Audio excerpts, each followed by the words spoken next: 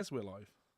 Is anyone here? But Hello? just because a thing says you're live, it doesn't necessarily mean you are live. Is this thing on? I always make the same mistake when I go live on YouTube, which is going to the YouTube page to see if it is in fact live. And just feedback looping yourself? Feedback looping myself, yeah. But also, really oddly, when you go live on YouTube, I've checked this, if I go into my emails, yeah, YouTube emails you to say, you're live on your channel. Like, motherfucker, I know. I'm live. And I make that joke. It's not a joke. I comment on that annoyance every single time I do a stream. I always say, motherfucker, I know. I'm going live. You need to tell me I'm going live. We out here. But yeah, we are live. Hello, everybody. Well, let's not start for a bit. Let's just sort of Shoot sit the here shit. and Yeah. not even shoot the shit. I've been thinking about this, right? It's been so long since I've done an episode that in my brain, it's like, how did the intro used to go? Yeah. Well, because I have another podcast, because I do the Does Metal Have Soul podcast now, a lot of automatic things happen in that. Like, hello everybody and welcome back to another episode of the Does Metal Have Soul podcast. I'm one of your hosts, Mr. Levi Clay, and I am here with my bearded, handsome friend, Mr. Mike McLaughlin. How's it going, buddy? That stuff just doesn't go away, does it? No, it doesn't. To be fair, you said it like 300 times before you even did Metal Have Soul. So, in fact, more than that as well. Hello, gentlemen. We have Ivor. We have Phil. Hello. What's happening? Long time no see. Yeah, old friends of the show. Ivor is one of my favourite people, and I'll tell you for why. So YouTube, Because he's good people. He's good people, yeah. But so when on YouTube, when you go into your YouTube studio thing, and you can see, your comments and all of that, it mentions like who important people are on your channel. I'm pretty sure it does it on your mobile as well. So if I go into community and scroll down and under community spotlight, it gives you a weekly highlight of your most engaged audience members, including top commenters. Look who's number one. Yeah, Yavor lives in this spot. He's like the channel loves him, and he loves the channel, or at least I hope he loves the channel. He's like your biggest hater, but he's just here to support the hate. But yeah, I really appreciate it. I see, Phil is in, of course. Hello, Phil. How's it going? Lawrence is in. Bonjour. I'm hoping that's the band Lawrence, but it's probably not the band Lawrence. I don't know. Oh boy, have I got a story about Lawrence for us in the podcast. I'm going to get to rage. That'll be fun. Low-hanging vegetable. Ooh. And Ross is online. Ross, you shouldn't be here. You should be practicing bass, mate. You up to date with Ross? No. He's playing bass in a Glasgow-based band. Nice. I've been transcribing all the bass parts for him. Oh, is this a secret project? They're like tell me the name or whatever? They're like a established thing, and he's nice. He's not depth in. He's joining an established thing, so he now needs to learn all the bass. Sick. And I'm like, I'll take care of that for you. Congrats, mate. That's class. Love it. Love to see it. Steve Cassidy guitar. Anyway, so before we start, guys, we're just gonna shoot the shit for a little bit here before we do the official start. But before we do anything, I'm going to do what we haven't done in about a year and a half. I'm going to give you a fucking cuddle On camera. This man hates personal affection, and I give him a cuddle every time I see him, both because I love him and I know it annoys him. I'm one of the few people that gets to cuddle people that don't like that shit. I'm getting better with it. So something actually really funny happened. I'm sure you saw it on Facebook, but they won't have seen it on the podcast. I was doing a gig with Mel in the Butterfly and Pig piano gig, and I'm like playing the set on the piano, and Mel's singing, and she's really good because she's really good. And during our break, there were some really drunk people in, like Hindus type drunk thing, and they were asked to leave. So we were sat outside, and on their way out, they decided to come over and tell Mel how amazing she was. Now, of course, that's not uncommon on our gigs. People always come over and tell her how amazing she is. Quite rightly. Yeah, and it's always appreciated. But then they often sympathetically turn to me and go, "You're amazing too." And I'm like, I always drop the same line, which is, listen, she makes anybody sound good. Like, she'll be amazing whoever's behind her. I'll sound like shit if I'm playing behind someone that isn't her. I am the sausage, she is the sizzle. Yes. So anyway, so this woman, she gives Mel a big hug, and then she leans over and she gives me a really big hug. And like me being me, I did exactly what I did there when you just gave me a big hug, right? I sat there and went... And then she said, "It's all right, son. I know you don't like being hugged." And all I could think was, why are you doing it then? So you understand consent. Yeah. And then she said, after saying, "It's all right, I know you don't like being hugged, I have an autistic son." Mel nearly dies laughing. It's quite the assumption. Absolutely dies laughing. And I laugh as well because I think that's really hilarious.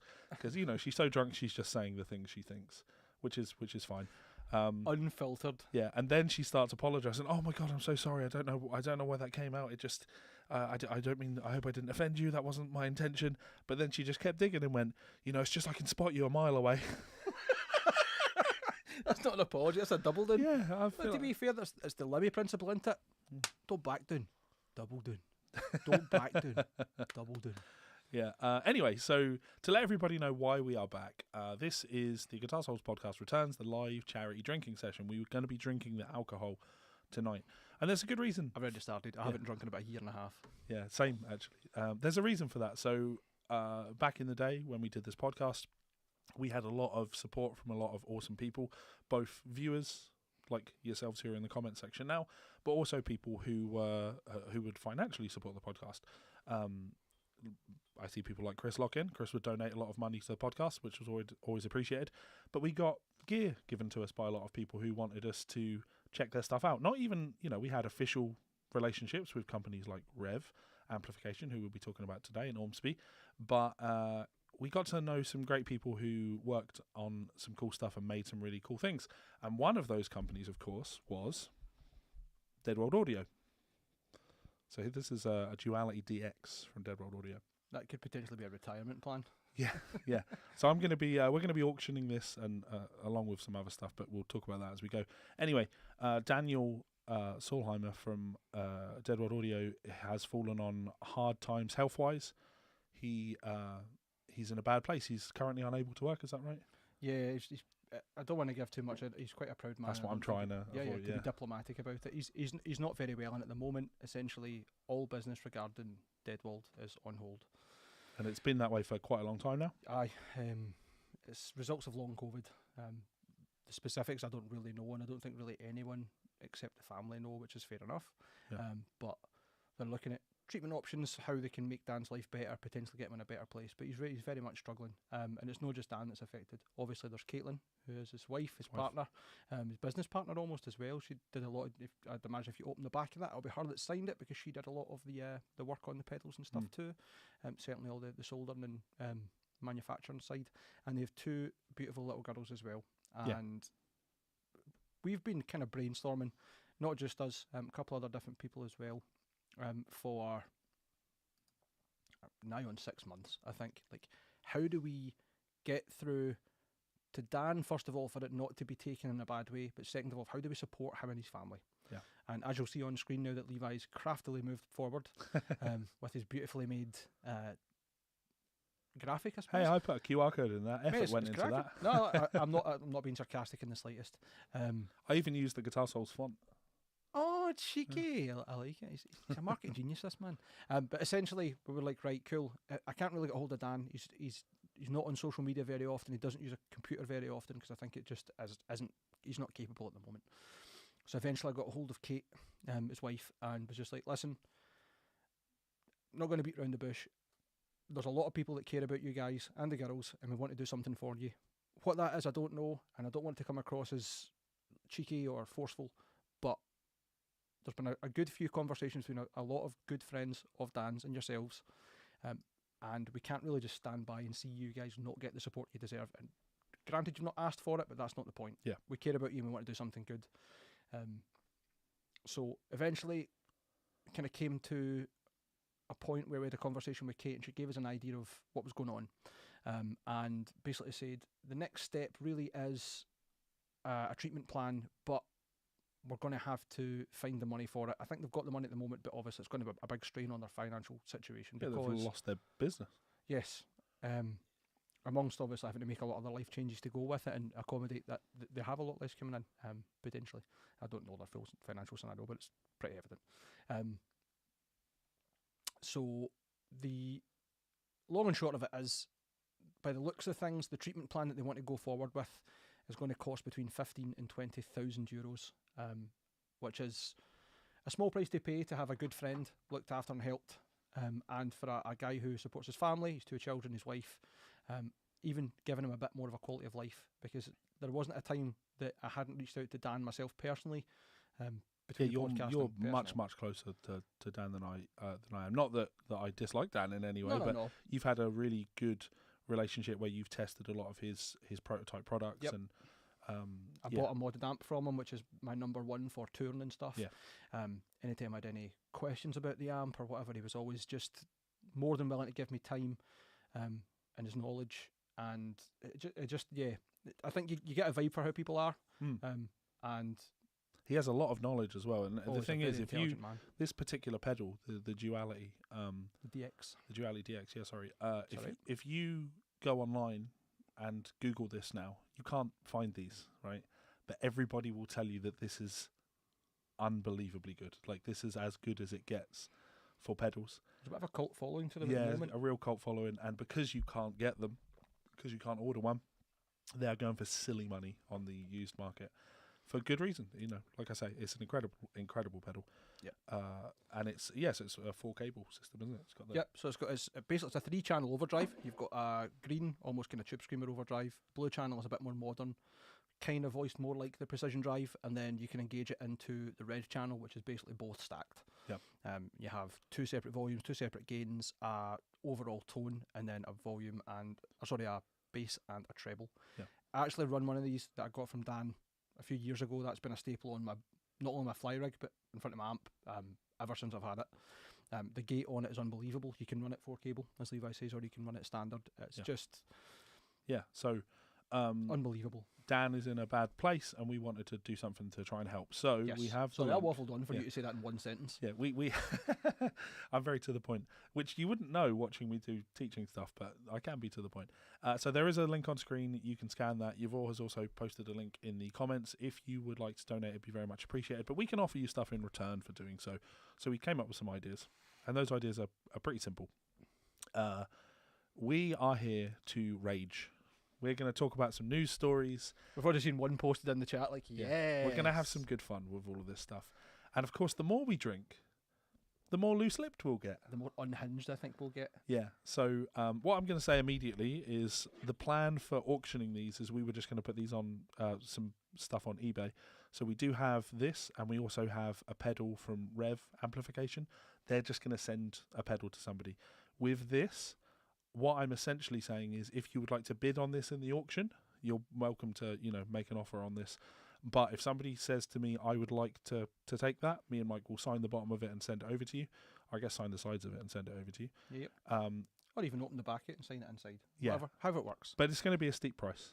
It's got to be. It's got to be a steep price because, these go for like €500 on the second-hand market, right? I've seen them go for as much as that, yeah. Or, they seem to have a bit of a cult following, especially in anyone who's playing high-gain stuff, because they have so much scalpable capability. So if somebody would like a Dead World Audio Duality DX, £300 and it's yours.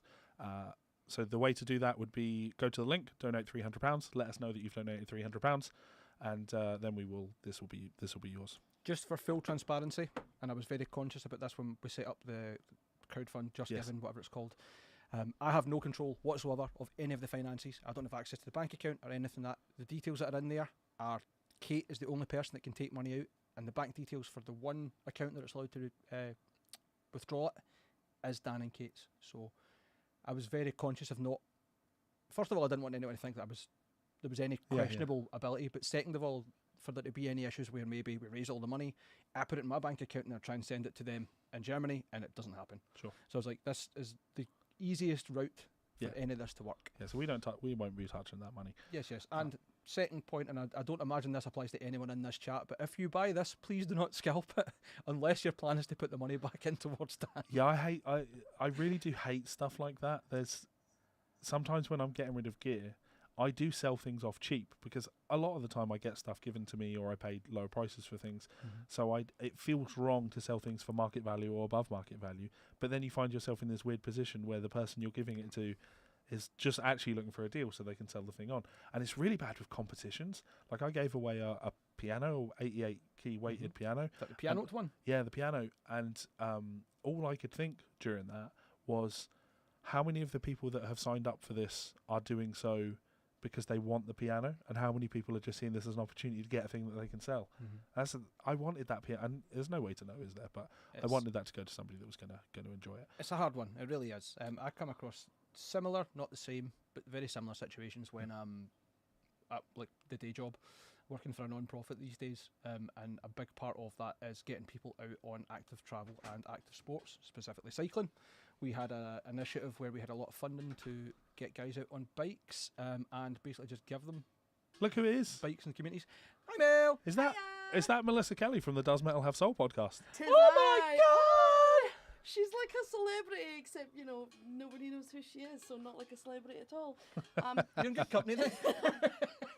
Do Do you know who my brother is? Is he a celebrity? he that's used not to a be popular. celebrity too? So yeah, I've got choices. Because there's always choices. Just give me the Balvenie.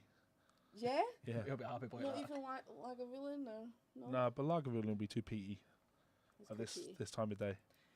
I And would I'm have a picked Balvenie man. Balveni's my favourite. It's lovely. So, Double wood's also good. It's very good. cheers, big ears. Have a nice time. Slanjava. I'll be back with chicken at some point. Hell yeah. Yeah, so Thank you. we've got that pedal that we'll be auctioning off. If you want a Rev pedal, donate £200 and let me know. Chris Lock has already bought the Duality DX. No way. One Duality DX. Of course, Tremendous. now Well I have done, to man. go over and confirm that. Watch. I don't think you really need to. No, I know. I'm pretty certain we know. There we go. Hey! There we go. All right, we don't have a We It's- had. It's funny, isn't it? Right, and we will talk about this in a second. But in the car, I said to you about selling things. If you price a thing and you sell it as quickly as that, you've priced it too low.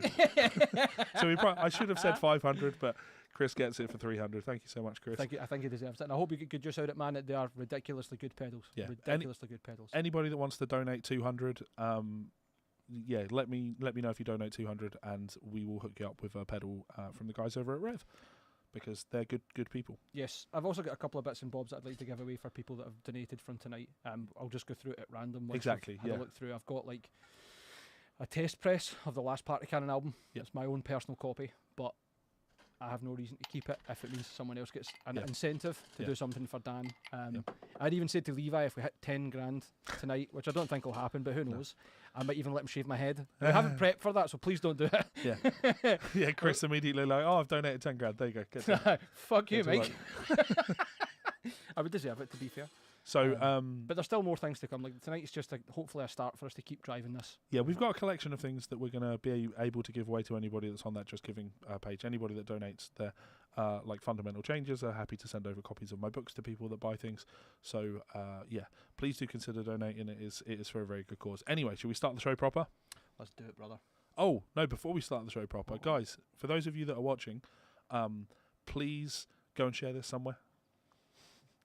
For the main, like, I can't commit to this. I've not said this to Mike, nor do I actually want this to happen, and I'm certain Mike doesn't either, right? But if for whatever reason that concurrent viewers went up to 1,000 people, then we would have to do this podcast regularly again. You know what I mean? Like, if there's a big audience for a thing like this, we would have to make out a way to do that. Now, I promise you guys, that's not going to happen. Don't promise things you can't guarantee. Yeah, but this is Do not let your mouth write checks your ass cannot cash. Levi. this is a special occasion. So the other thing that we are doing as part of this stream is, if you donate money to the stream, let's say £20, donate £20 to the Just Giving thing. We will drink, and then you get to pick the topic that we get to talk, that we're going to talk about. I like that. I guess another way of doing that would be, yeah, we'll actually just we'll do it this way. If you super chat us, that'll be money that will go to my channel, and then I will just pump that money into the the thing, and I'll eat the hit. So if there's a subject that you want us to talk about, super chat us, and I will make sure that they will get donated to the thing, and I'll post a thing of that so you know that. The other way, if you've donated it already and you want to just highlight it, just tell us in the chat. We're watching the chat talking shit anyway. So Yes. Anyway, should we start proper? we might as well, eh? Hello, everybody, and welcome back to another episode of the Guitar Souls podcast. This is episode number Give Daniel Money. I am one of your hosts, Mr. Levi Clay, and I am here with my incredibly handsome friend, rosy-cheeked, and he'll get rosier the more he drinks, Mr. Mike McLaughlin. How's it going, buddy? I am alive. I am handsome. I am well. You are so much more than that. I'm all the better for seeing you, brother. It's a pleasure, a rare pleasure, because real life gets in the way, and you and I never really get a chance to. Not that we don't hang out, we don't get a chance to hang out. Yeah, but why is life real? Why is life so busy, Mike? Well, I have 2 children now. Legend has it that you're a dad. I am a father. You've gone from being a stepdad to a dad. I've upgraded. Nice. So I'm no longer deadbeat stepdad, but deadbeat real dad. Hell yeah! How's being a dad? It's good, man. It's tiring. I haven't slept in about a year and a half. So Yeah. I imagine I'm going to get 2 White Russians or however many drinks in and just end up an absolute riot. It's one of those incredibly weird ones where it's like, on the one hand, I'm incredibly jealous because I'd really like to have a kid, but on the other hand, I'm incredibly happy that I don't have a kid. It's Schrodinger's Yeah. goodbye life. Yeah, you have to focus on the aspects of things that you have to celebrate the things that you have, not more than the things that you don't have. Yes. So I imagine now you have a kid, there's not a single part of you that mourns the things that you know pre being a dad. No, not at all. Like, it's a labour of love. It's not easy in the capacity of easy. I'm just trying to get a cute photo up so I can bring it up to the webcam and probably not be able to see much, but look at that wee face. Yeah, Look at that wee face. It won't fucking... it won't autofocus Focus. because I don't have autofocus set turned on. He's the cutest. He's the cutest. And he's so smiley. He's the happiest baby ever. But it is a labour of love, man. Because, like, you get to the end of your week sometimes waking up and being like, I have slept about 10 minutes in the last year. But nah, it's hard. It isn't. It's an adjustment, I think, is the... Chris has just sent 200, so Chris gets a rev pedal as well. lad. Top lad. Chris, you need to tell us what you want us to talk about. Yes. And then Phil's next, because Phil's also donated. Thanks very much, mate. Appreciate you. Carry on. Being a dad. Being a dad is, and for anyone who's in this position, it's like being a really cool uncle, but it never ends. There's no handing back. There's no, I'm not doing that nappy. There's no, it's bedtime, so you need to go and get a bath. It's no, you're doing all of that. But you love every minute of it. And, I certainly do. And the challenge is interesting.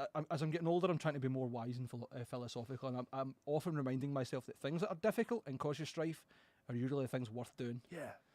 If it's 100%. challenging, at least just enough to be a challenge and not an actual risk, you're doing something right. You're growing. Yeah, you've earned it. You're in your flow state. Yeah. If we're going to start getting into pseudoscience, certainly my part, I am no great understander.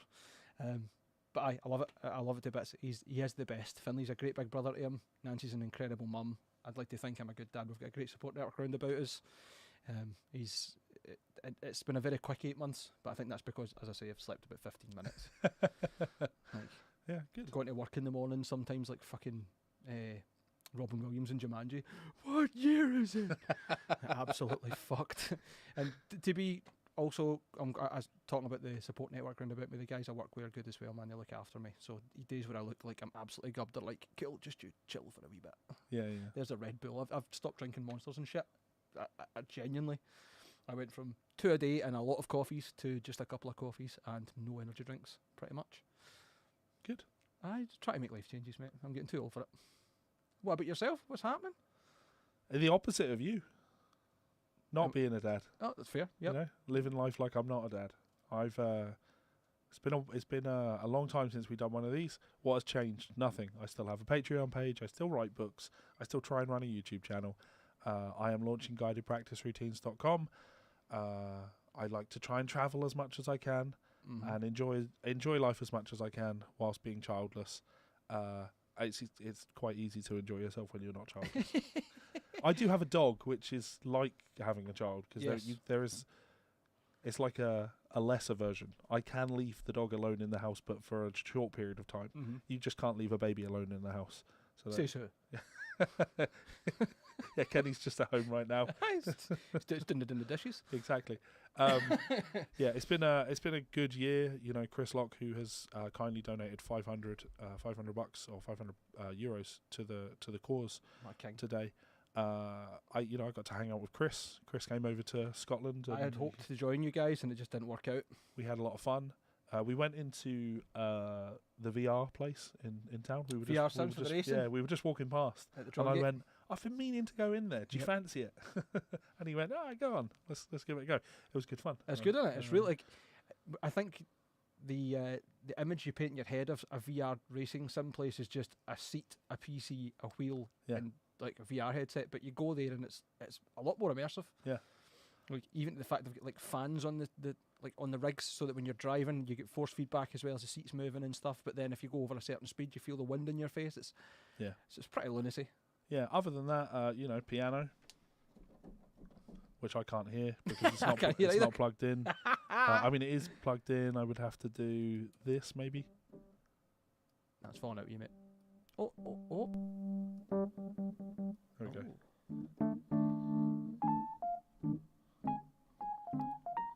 Welcome, y'all, to the Guitar Source Podcast. Episode Give Dan Money. Right now, this hip swinging cat, Levi Clay, playing his soul out.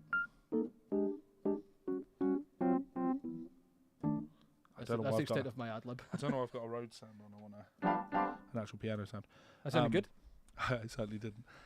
It's funny, like when I do the podcast with Mel, I always want to play a little bit of piano, like when we're listening to things, but I'm not sat in a position to be able to do it well, if that makes sense. Your arms are like this, and but I'm just doing a piano mentorship with Noah Kelman, so I'm taking my music really seriously. That's fun. So you said nothing's changed, but really what's happened is you've grew your channel exponentially. You're doing well otherwise, and you're becoming, not that you weren't already good in piano, but becoming phenomenal in piano and still studying that. I'm playing a different instrument, yeah.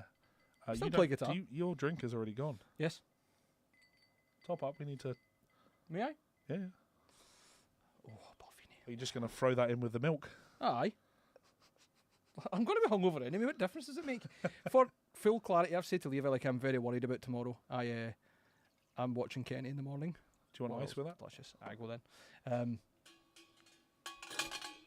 That's an interesting looking whiskey, that. Milky whiskey. An accidental sour. Thank you, sir. I'm watching Kenny tomorrow while Nancy's got plans in the morning, so I'm going to be hungover in charge of an 8-month-old. And I got hungover in 2 beers. Slanjavar, brother. I got hungover in 2 beers. And the plan here is, I mean, I'm not sure exactly if we're going to go until failure, but I still need to walk home as well. No, Mel's going to drive you home, don't worry about it. No, I'm going to walk home and I'm going to sing my heart out up the street. You'll die. Everybody in this chat will hear me. Yeah, so let's start the rage. Let's start the rage. And I've been reminded, I saw Lawrence's name. So I went down to England to see the band Lawrence. Okay. I had to travel all the way because they weren't playing Scotland. And then On the 6 UK months tour? later, they came and played Scotland, so I got to see them again. It's my favourite, the UK tour that hits Manchester and London. Yeah, they literally just did London. They did 2 nights in London because they were so popular. It's the first night sold out, and it's like maybe take a hint from that and go other places. So for people who don't know, i.e. me, who are Lawrence the band? Okay, Lawrence you the band. You forget that I exist. Are you completely unfamiliar with Lawrence? Yes. Oh, mate, you need to get on Lawrence. Lawrence are a New York-based pop soul band. It's a brother-sister duo. Not duo, they're a full like 7-8 piece band, but it's Gracie and Clyde Lawrence. He's like the songwriter and a singer. She's also a great singer. They are excellent. I would love nothing more than to play the music now, but I know playing music on YouTube live streams very quickly gets your stream kicked off. Yeah, I can imagine. So unfortunately, I can't do that. They are excellent, as kind of insinuated by the fact that I went all the way down to London because I wanted to see them. The gig was fantastic, absolutely fantastic, and I treated myself to VIP tickets for it. Okay. Because I wanted to get to meet the band, I wanted to get to see soundcheck, I wanted to, as I get older, when I go to a gig like that, I want the best seat or position possible, so I want to be on the barrier rather than standing, at the back. So the VIP tickets weren't all that expensive, and was VIP like is golden circle kind of idea. You got to be at the front, or was that just you? You go into the venue for soundcheck, so you're in there. You're there. Yeah. Okay. Yeah. So I think the VIP tickets were like £80, and their new album is called Family Business. Family Business, and the whole, because they're a family band, and it's a business. Yeah, and they are a business. Yeah. My goodness. But so they're trying to push this gimmick of like, you're part of the family. This is about we're all one family. We wouldn't be here without you, right? Okay. Yep. And I couldn't have experienced a more absolute shite corporate experience than this VIP event. First of all, I rock up to this VIP event, and there must have been about 90 people. So already it's like, oh, so not VIP then, is what you're... Everyone is VIP. Yeah. Like I did a VIP experience with Paul Gilbert when I was like, I don't know, 18. And I think that was like £100, which was a lot of money for me back then. But this is 20-something years ago, right? There were 6 of us. And we hang out and had a guitar lesson with Paul Gilbert. It was awesome. Usually those kind of things are limited in numbers anyway, so that's Yeah. maybe where the first problem.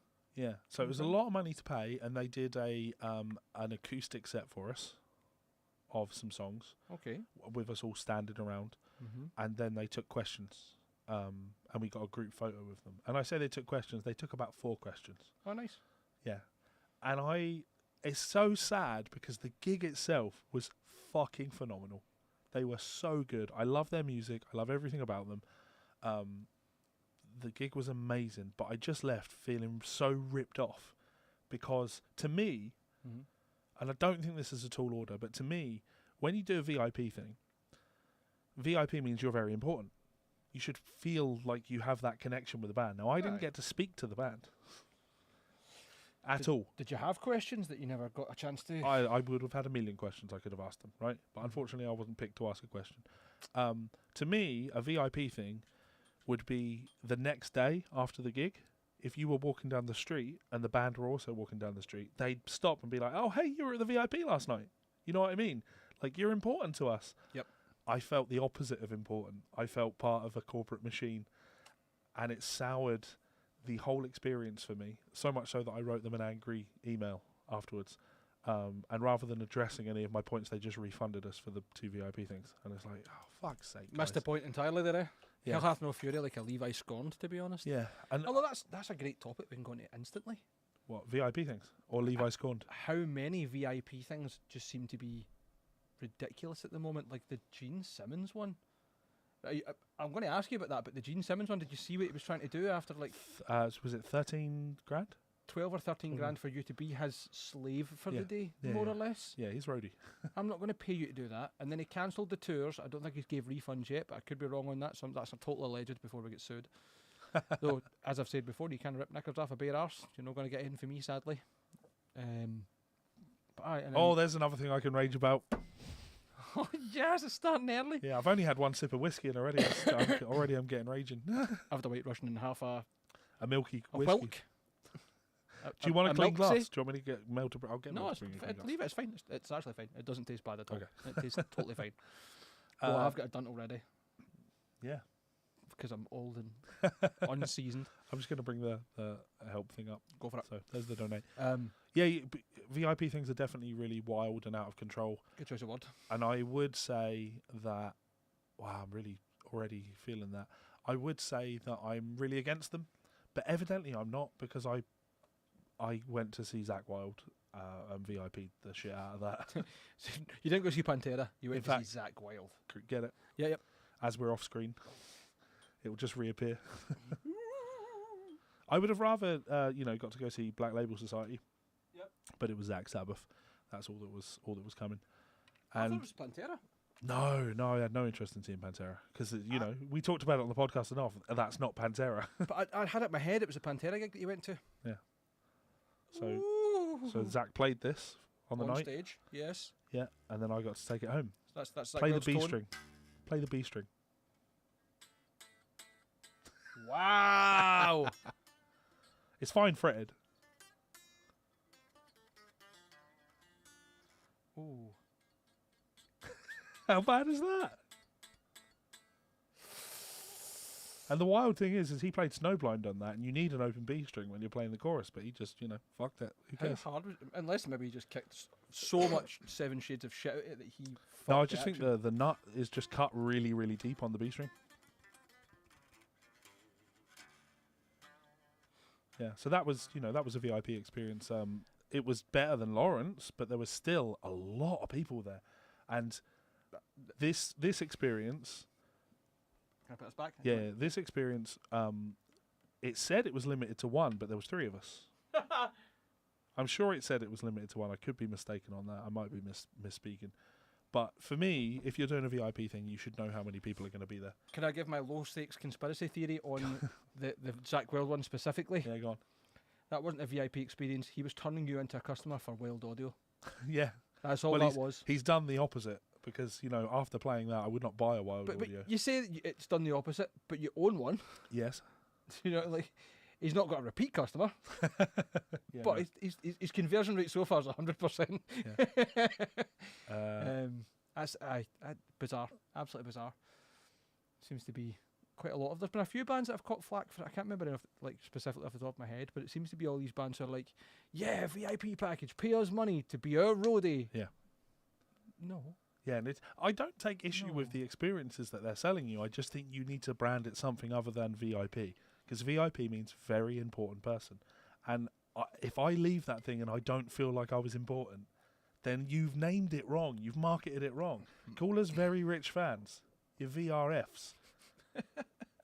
the milkiest of cows, the whalest of whales. You know.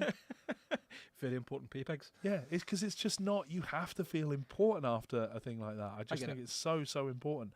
And I've seen, like the Steve Vai VIP experience. Those seem, by all accounts, to be very good. I was backstage with Jason Wilding for Steve Vai in London many, like, I don't know, 15 years ago now.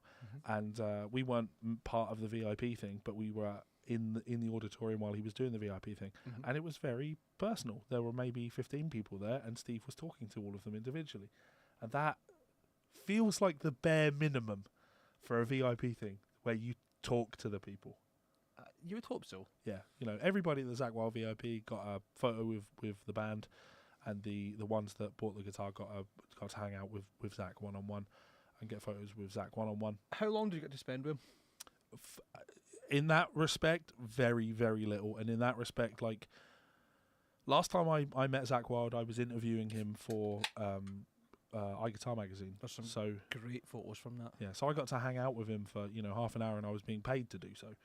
So I kind of felt that what was going to happen was we were going to get ushered into a room backstage with Zack and just hang out for 10 minutes before the gig. In reality, it was about 3 minutes. So it felt very, cattle market, Well, if there was three of you and there was only supposed to be one, then that sounds a bit right, mathematically. Yeah. A 20-second changeover window. Yeah, but there is something really, really cool about the whole experience of watching him play, going, that's my guitar. Oh, for sure. That's cool. I was talking to Nancy about this, who, granted, doesn't really, she's a music fan, but she's not, fervent about certain bands or whatever. She's fervent maybe about a couple of pop artists. Richard has said Steve Vai was nearly an hour with him, 2-hour sound check, and everyone asked a question. Was class. That is banging. Yeah. That is that's the epitome of VIP. You're spending so much time intimately, whether you're in a crowd or not, that you still come away from it going, that was an experience.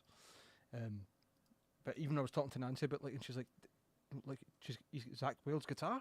I'm like, yep, his that he played on stage, and she's like, and how did he get that? I'm like, that's how it worked. That was the VIP package. You do that, you basically buy the guitar and everything else comes with that. And she was quite taken aback at that. She thought it was cool. Yeah, in theory, it's a very cool idea. And to be fair, wow, I'm being charitable here, right? I'm trying to look to the upside, because that VIP experience was £2,000 plus service costs, plus you had to buy a ticket for the gig. You didn't even get your ticket included? No. Away in shite. Yeah. Plus I had to buy a VIP for Mel so she could come back with us. So all in, that gig cost maybe £2,500. It's a lot of money. So I need to justify it to myself, right? And you do that by saying, okay, the guitar that you got, they retail for about £1,700. And that's a limited finish that you only get from those VIP experiences. So you can't actually go and buy one of those. Yep. But that is totally a justification, right? Because that guitar is not worth £1,700. You know what I mean? Not in its current playing state, no. No. Even if it was, set up, it's a Korean-made Schecter, functionally. It's not worth £1,700. It's just not worth that. So I, in my mind, have to say, okay, well, what I really paid for was I paid £300 to get to watch the gig from the front of the stage and hang out with Zack and get some photos beforehand. I've got, this came in a hard case, and he's written over the whole case like a message to me. So there's definitely a memory there. But you know what my lasting memory of that gig was? I hate gigs now. I especially hate metal. I hate metal fans. That gig, Mike, I nearly had a physical fight with a man at that gig. Yeah. What? Yeah. And that shouldn't be, in a civilized society. That's just... Metal fans and Scottish people have an unhealthy relationship with alcohol. Oh, you're absolutely right. That gig was on for minutes, and people were falling on the floor drunk. right? And If you've a Venn diagram of Scottish people yeah, and alcoholism, it's a circle. yeah, and people were so like, I was on the barrier and someone else wanted to be on the barrier where I was, you know. So there's a guy literally just trying to pull me out of the way, right? And so he was like fighting with people in the pit, and I turned around, like when he tried to pull me out of the way, I turned around and pushed him, and I went, "Fucking try it," because I'd watched him, you know, almost fighting with people in the pit behind me. And I just decided in that moment, you know what? It wasn't even a decision; it was a realization. I had a realization in that moment that I will fight this man right now if I have to. Just no questions asked. Mm-hmm. I'm not fucking putting up with this. There was so much of that. There was so much like aggression among people in the audience to other people in the audience, and the crowd surfing was so out of hand, so unbelievably out of hand at that gig. It ruined the entire gig for me. It honestly, and I know people are going to be like, "Well, don't be at the front of a gig." No. Crowd surfing is a group thing, and I think crowd surfing never works because consent matters, and the only person that's consenting to crowd surfing is the person doing the surfing. I didn't consent to getting kicked in the head about 30 times during that gig, minimum. I took my not in-ear monitors, the earplugs, but like the proper, the real ones. Yep. The molded ear, the molded ones. ACS. The ACS ones with the filters in them. Yep. One got kicked out of my ear and I lost it.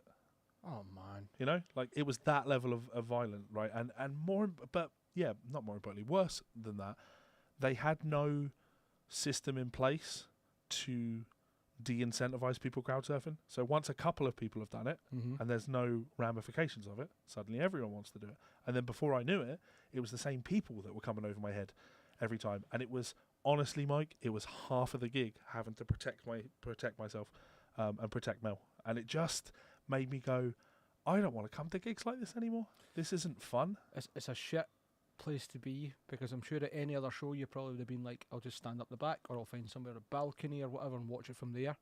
But when you want to be down the front for something especially you paid for to be in there, so you can be down front, it's a grey area for me, man, because obviously I'm out gigging. Yeah. Again. And you're doing party cannon, but I would say that at the party cannon gigs, it's a younger audience. Yes. That are kind of signed up for that. For the most part, people want that. But your point still stands about consent. Yeah. We if a venue says we're not doing crowd surfing, we don't crowd surf, which is fair. We don't do confetti if we're told not to, etc. Yeah. But that's the venue. That's not people saying necessarily they want it or they don't. So I get where you're coming from. Yeah. A mosh pit is a mosh pit, and there's consent there. You either choose to go into that space or you choose to not go into that space. But when it comes to crowd surfing, like, no one chooses to get kicked in the head repeatedly. I've had it myself, but you either remain dumb like I did, or you get out of the way. Yeah. And it's not dumb, it's stubborn. It's like, ultimately, no. I've paid more money than everybody bar two other people in this room to be here, because I'm really excited to be here, and this is how I want to enjoy this gig. I want to be at the front, and I want to see a musician that I really enjoy from my childhood, and I really want to soak this in. And I didn't get to soak it in because I had to protect my head the whole time. And protecting my head wasn't enough. I lost a very expensive molded earplug. So, and the reason... Your Defender. Yeah, so I made 2 videos. I made the one talking about the VIP experience, and in that I literally talked about, I've got another Rage Time video coming talking about, you know, my message to metal fans. I filmed it and everything. I edited it, and then once it was edited, I went, no, I'm not going to post it. And the reason I decided not to post it is because I think I'm just old. Most people are going to see that and go, you got what you signed up for. They'll blame me for it. It's your fault. Yes and no.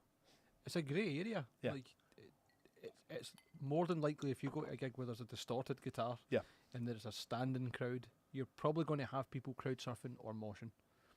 That doesn't mean that you're totally game to be kicked in the head several times.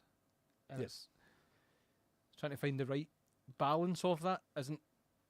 How do you balance that? Because, as you say, there's no consent involved. Unfortunately, we were talking to security after the gig. Unfortunately, the security were ill prepared for it, because they were given like the run sheet of who was on and what that meant. And they were told, unfortunately, it's Black Sabbath on. So the audience is mainly going to be older people and they'll be generally compliant. Yeah. So it wasn't Black Sabbath, it's Zack Sabbath. And Zack Wylde fans are alcoholics, despite the fact that Zack Wylde himself is fucking teetotal. I mean, forcedly, to some degree. It's hard. It's hard. It is hard. Yeah. So I'm kind of in a cherished position. I can't really say I don't expect crowd surfers to do this. Like, yes. because we get crowd surfers at our shows. In fact, we encourage it, but that's from a different point. I don't have them jumping on me. But which is ultimately why I decided not to post the video. It's not that I've changed my position. I'm still staunch in my position, right? I didn't have a good time, but what I learned from that is that space just isn't for me anymore. Fair. It's not that I'm not welcome in it. It's that I know that I can't enjoy that space in the way that I want to enjoy it. So it's not for me anymore. And would you still go to shows and consider not being on the barrier? Is that yeah, I mean, there's you and I have been to a lot of shows together, right? And there's very few where I've said to you, I need to be up the front for this. I think the closest to that was when we went to see Symphony X. Symphony X, that's right. Yeah. When I forgot my earplugs and stuffed my ears with toilet paper. That was an obscenely loud gig, wasn't it? Yeah. Yeah, unbelievable. It was. For the most part, I don't feel the need to be really close. But that was one where I wanted to get in at it. But you know what? If I'm completely honest with you, when I'm at gigs and I'm further back, I just don't enjoy them as much because I feel like I'm getting a lesser sound quality thing. Because to me, live music is always shit anyway. The sound, sorry, not live music. Live music's great, but the sound at loud gigs is often shit. Often, not always. Yeah, not okay. I was going to be pedantic there, but often, not always. Yeah, I think you're absolutely right. Not always, but for me, in my experience, most of the time. So the trick is to just go and see shit bands. Yeah, because at shit bands you'll get great sound. No, because you'll never be disappointed. Okay, fair point. Yeah. So there you go, guys. If you want to have a great night out, go see Party Cannon. Hell yeah! You know what's coming. That's what I was kind of alluding to. Yeah. So, what were we saying there? Sorry, I'm steaming. I'm feeling it as well. No, we're talking about like you want to stand at the front. Like you feel as if you're being shortchanged if you're not at the front. Yeah. So when it comes to live music things, and I think everybody is on the same page with this. The reason you go see a live thing is because you want to see the people, not just hear them. Oh, absolutely. And seeing them on a big screen is not the same. Yeah. So depending on how big the act is, I want to be able to see them and feel like they're there in front of me. And it's one of the main reasons I didn't get Stevie Wonder tickets, because I knew that you're actually just going to be watching Stevie on a screen. I've got a screen here I can watch Stevie on. Thank you very much. People's relationships with live concerts is wild to me in this day and age. Like Beyonce or Taylor Swift. Wild one. I saw people at WrestleMania. Like the seats were so far back that they were there watching on their phone. They were live streaming the event on their phone because you just could not see what was going on, 200 meters away from you. But people are okay with it. We've normalized it. It's like UFC events seem to be like that. You're so used to seeing it. Not watch a lot of UFC, to be fair, but like any sort of like competitive sport thing, you've got the camera that's essentially hanging over the barrier or floating above everyone, and then you see people in the seats and it's like, I can't even make out their face, they're that far away. What are they seeing? And putting up with. Should we move on from live gigs? Let's do it. Comments. Greetings from Chile. Yes, you are back. Yvonne says, being a dad is wonderful, Mike, but please don't become a blues dad. I'm a blues guy. You'll hate the pentatonic solos in the new Party Cannon then. Scott, well, a long time since I've seen Scott, obviously, because we've not done the streams, but Scott Kaler, welcome back, gents. I'm listening while driving back from lessons. Hope you're well, mate. Safe driving, handsome. Well, I really appreciate that, Scott, but also at the same time, you can't donate if you're driving, can you? So you're not good to us. Shocking, you're no good to us. That's not true. Just a reminder. I'll bring this up. Here's the if you want to donate to Daniel, please do. Yes, if you can share it, that would be just as valuable. I like this comment. Long live Levi Clay. He's a good egg. Says who? Esteban. That's Aurelius. Yeah. You've typed that yourself in your phone. Phil Cross. So Phil Cross obviously donated, so he gets a topic. He says, my topic is, if you had to choose one rig for the rest of your life, what would it be? 1 guitar, amp, and 3 pedals. Fuck. Easy. You need time? Yes. I'll just take a Fender Bassman. Okay. A reverb pedal. Mm-hmm. Any reverb pedal. My Wampler faux spring reverb pedal. I would need a Leslie pedal because I use the Leslie sound all the time. Mm-hmm. I only have experience with the Fender pinwheel. Yeah, the Fender pinwheel, which does a great Leslie sound. I use Axe Effects live now for that stuff, so I have to think a little bit. That's literally all I would need. I guess if I push came to shove and I had to have a boost, I have a good relationship with my the Rev Tilt. But honestly, any boost pedal, and it's not for tone, it's just for volume, just to give me a bit more volume. I play exclusively clean now. Leslie sounds like my job is to play behind a singer. Yeah. My job's playing behind a singer. So, that's shit that people actually want to enjoy. Hear. Yeah. Not witness. Yeah. Not experience in a bad way. Yeah, so For that would be me. And I have, I've got a Rev Generator 120 back there with our faces on it. Mm-hmm. But, yeah, just a Fender Bassman. And I picked that just because it's a loud cleanup. It's like you're picking a Telecaster to play on. It's perfect for what you need. Yeah. I think I would probably have my SX7 that I play at the moment. It seems to be the only guitar that I play other than a few in the house. Certainly the one I use for party can and stuff. I seem to go back to that pretty consistently. That goes on tour with me most of the time. Amp wise, probably the Modi Jet City. It just seems to be between that and the cab that I have at the moment, which is the Mode 4 MF400 with the Celestia. I heard good things K100 about speakers. that cab. It's weird, like speakers often have like their own character. Yeah. I feel like the K100s are like almost hi-fi, and it can be good and bad, and they don't start really showing character until you really push them. Right. Having a 50-watt amp into a 400-watt cab, not doing a lot of pushing, so it tends to take a little bit of, at least in the room, feels weird. Like for me, I like it because I've got the sound that I've kind of dialed in the amp and stuff. A V30 on one of those, a 58 on one of those speakers, and it just sounds unbelievable. Anyway, pedals. I could be really cheeky and just say 3 separate modelers, couldn't I? And then I could have everything. Probably what I've got at the moment on my board, which is my Shure GLDX24 Plus, so the wireless kit with the tuner in it, so technically a pedal, my DX, and a 6-band MXR. Just in case, sometimes if I go to different venues and you've got a cab that's really farty or something that's just a bit shrill or whatever, just that wee extra. So that's actually really interesting one, because I'm starting to see the value of a graphic EQ like that. It was never anything I was bothered about, and I don't use it like day in, day out. It's not something that's an always-on pedal. But if I'm out on the road, it's maybe almost interchangeable with the Sign Effects pedal I've got, which is a high and low cut plus a boost, which is again great for just taming cabs that are just a bit too unruly. Graphic EQ gives you a bit more control. But I've found sometimes you'll go to a venue, if I've got my fly rig for example, and you've got a cab there that's different speakers to what you're used to, and you plug it in and you're just like, this just something's not right to my ears. It's really shrill, it's cutting the lugs clean off me. I want to cut the high end a wee bit or boost here or whatever, and just tinker until I'm like, right, that sounds where I want it to be. Because all of my theory of this stuff is applied, it's learned, it's not studied. I just have to trust my ears. It's interesting you say that, because I feel the same. Everything I know about tone is learned, not studied, and I haven't learned very much. You have heard every party canon release, sometimes before other people. You know that I haven't either. Yeah, but your ear is more tuned into it than mine is. Maybe a melody. I'll just play with whatever. I've had to do that. Yeah. But we're quite lucky. We're in a position now where you go to places, it's like, right, you've got a dual rec or a 6505. It's like, going to really have to do something terribly bad to make this sound bad. Yeah. Whereas, like, when I'm gigging now, I've got one guitar gig in the books. That's it. Every gig that I have coming up is piano, and I go out with my Nord. So my sounds are my sounds. Like, you're kind of lucky in that. I don't have to worry about it.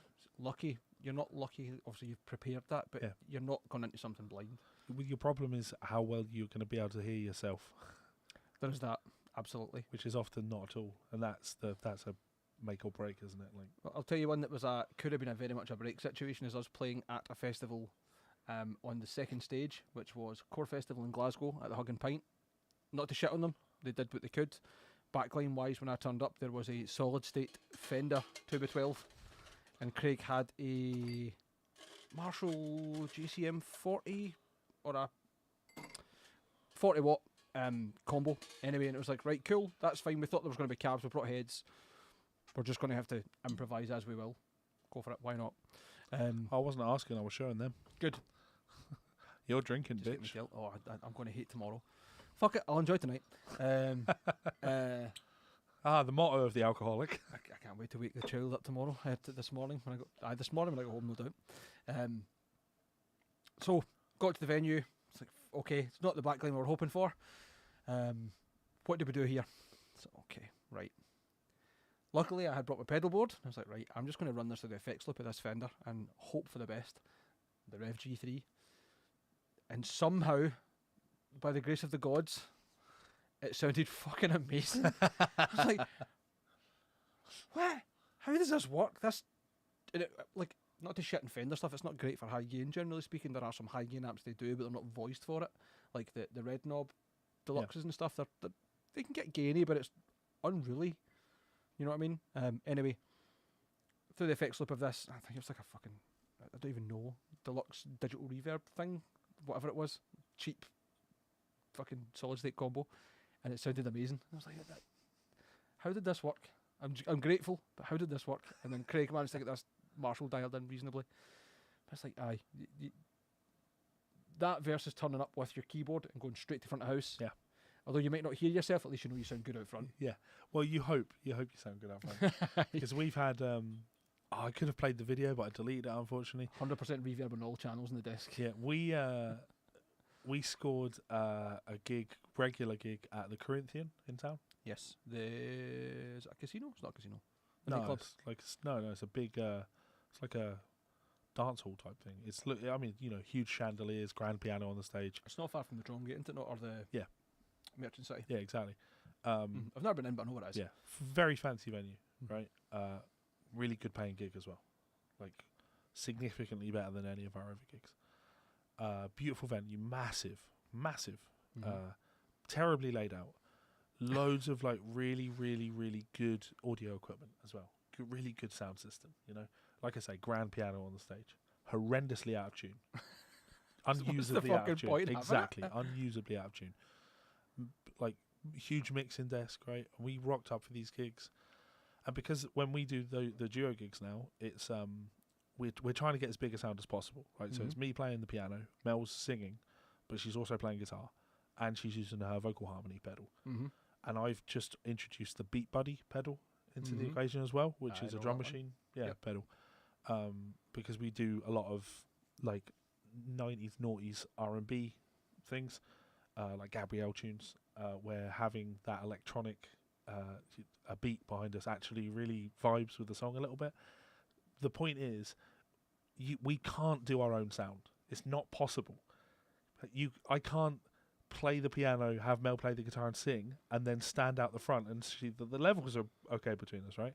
But this fucking venue did not seem to understand it. And every single time we would talk to the booker beforehand and be like, so we're going to have a sound man tonight, yeah?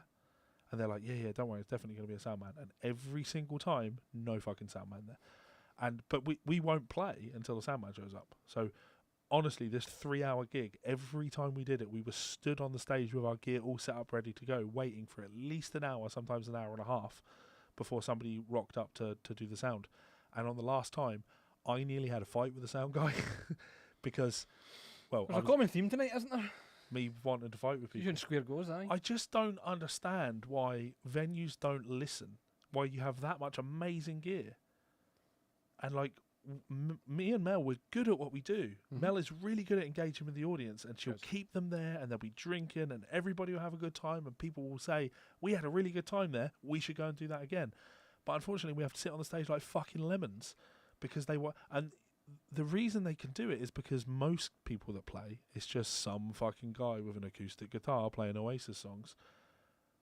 Same old shit that you see everywhere, right? Yep.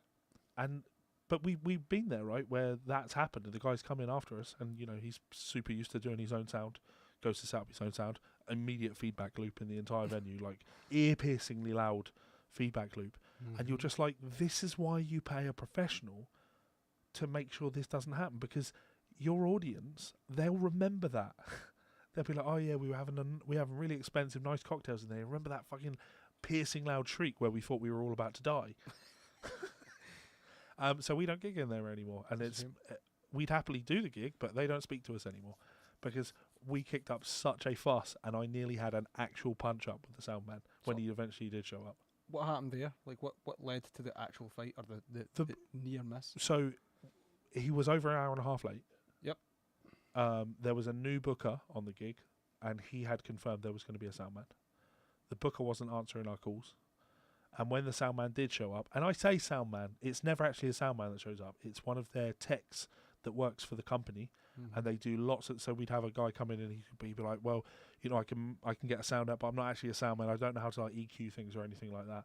And after this, I've got to run across the road to a bar and I've got to fix a TV." And it's like, "Oh, you're just a handyman who's got a rough idea how to make a noise." Anyway, this guy walks in.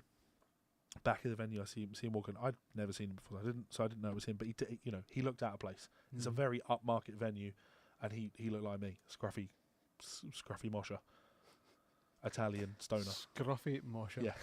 I usually look like a scruffy mosher on a gig. Anyway, so he walks in and slowly starts walking to this. Couldn't have been more slow, just looking around. And I thought maybe he just wandered into the wrong place. But then eventually he comes up to the stage. He's like, "Do you guys need help setting up then?" And I just immediately, I'm like, "Sorry, do we need help setting up? Where the fuck have you been? Like, what time do you call this?" Like, and then to just saunter over, like, you're asking us, do we need you to do your fucking job? No. Actually, no, what he said is, "What are you having trouble with?" What do you mean? You're asking me what part of your job I'm having trouble with. You're not here. That's the problem. The trouble is you're supposed to I'm losing my voice. You're supposed to fucking be here, and you're not. And then you ask us, "Do we need help?" And he was like, "Well, it's up to you guys. You can either play or you can not play. I don't care either way." And I'm like, that's why this entire business is fucking falling apart. It's because it's full of fucking idiots like you that don't actually give a shit about the job that they do. You're just you can play, you can not play. It's like, no, we play, and we play because we're good, and people come in and listen to us, and they drink, and they have a good time, and you ruin it. You slimy, greasy Italian meatball man. Fucking, I videoed the whole exchange because the plan was to show it to his boss, and I cannot tell you how much I lost my cool because it's hard in a big place like that. It's hard to know who the manager is. There's all different people that are in charge of different things, right? So I said to him, "Who's your boss?" Because I started saying, "I need you to do this," and he's like, "You're not my boss, mate." And I fucking am in this situation. You're here to do a thing for me. I tell you what I need you to do. In this situation, I'm your boss. And then he said, "No, I've got a boss." And then I said, "Awesome." And this is on video. I said, "Who's your boss?" Because I want to have a conversation with your boss about this, about why you think that this attitude is acceptable. And then he genuinely said, "It doesn't matter who my boss is." And I went, no, it does. It matters. Who is your boss? And he would not tell me who his boss was. And it's like, for obvious reasons. He doesn't want it being fed back. Because there are so many people in the live industry like that do not give a fuck. No. They're failed musicians. They're not really doing anything with their lives. And they just want to coast through, just have it nice and easy, doing as little as humanly possible. And, ultimately, this place has 10 different managers doing things. None of it is organised. None of them speak to each other. So basically I've worked out that I can really do literally nothing, but no one really notices that I really do literally nothing. And you finding out who my boss was would ruin that. So he just would not say who my boss... He was like, "It doesn't matter who my boss is." Of course it does. I want to speak to your boss. Who is your boss? Well, it's easy enough to find out. He said, "It's easy enough to find out." Is it? How is it easy to find out?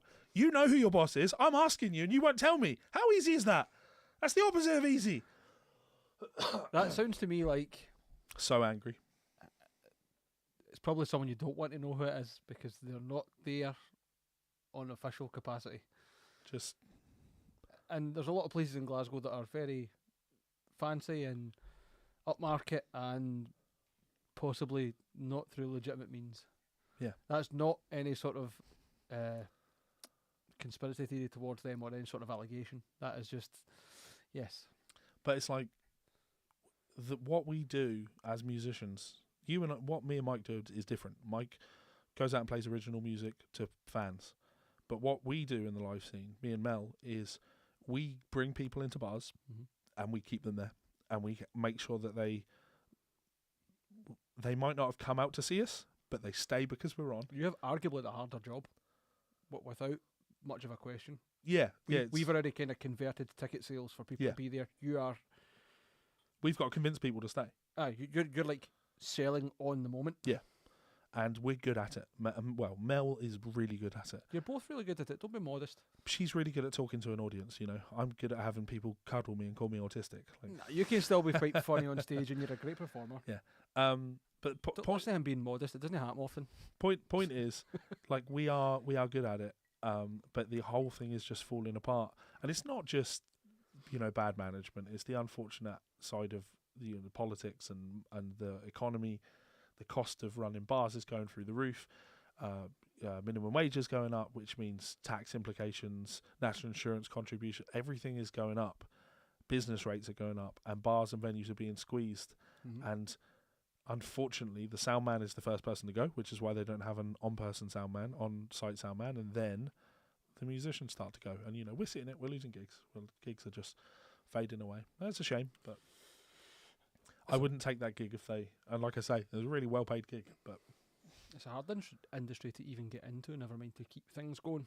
Yeah. So it's such is life. Anyway, so play the game. before we take the next question, should we do the rage time? I'll just bring this up. Go for it. Here's the donate button. Scan that QR code. Go and donate to Daniel. Any donations as little as €1, very much appreciated. That's the ultimate evidence that you're not skimming this money. It's in euros, not pounds. I have no control of it whatsoever. Yeah, it's set up for a European bank account. I had this set up before Kate said that it was okay. Yeah. And the only thing that had to be entered was bank details. Okay. And it was like, and once, I don't know if anybody's ever used Why Donate, but when you set up the page, the first thing it asks you to do is like, what country is it? And what currency will you be using? And you cannot change it once it's set. I was like, well, if I said it's euros, then there's no question whatsoever. Yeah. It's going to someone that's not me. Yeah. So yeah, please do go and donate to that. So we're going to talk about guacamole tuna. Yes, correct. It took me a second to look. What the fuck are you talking about? Yeah. I did a podcast with someone just recently, and at the end they were like, we need to talk about guacamole tuna. I'm like, the food thing? And he was like, no, fucking Giacomotura.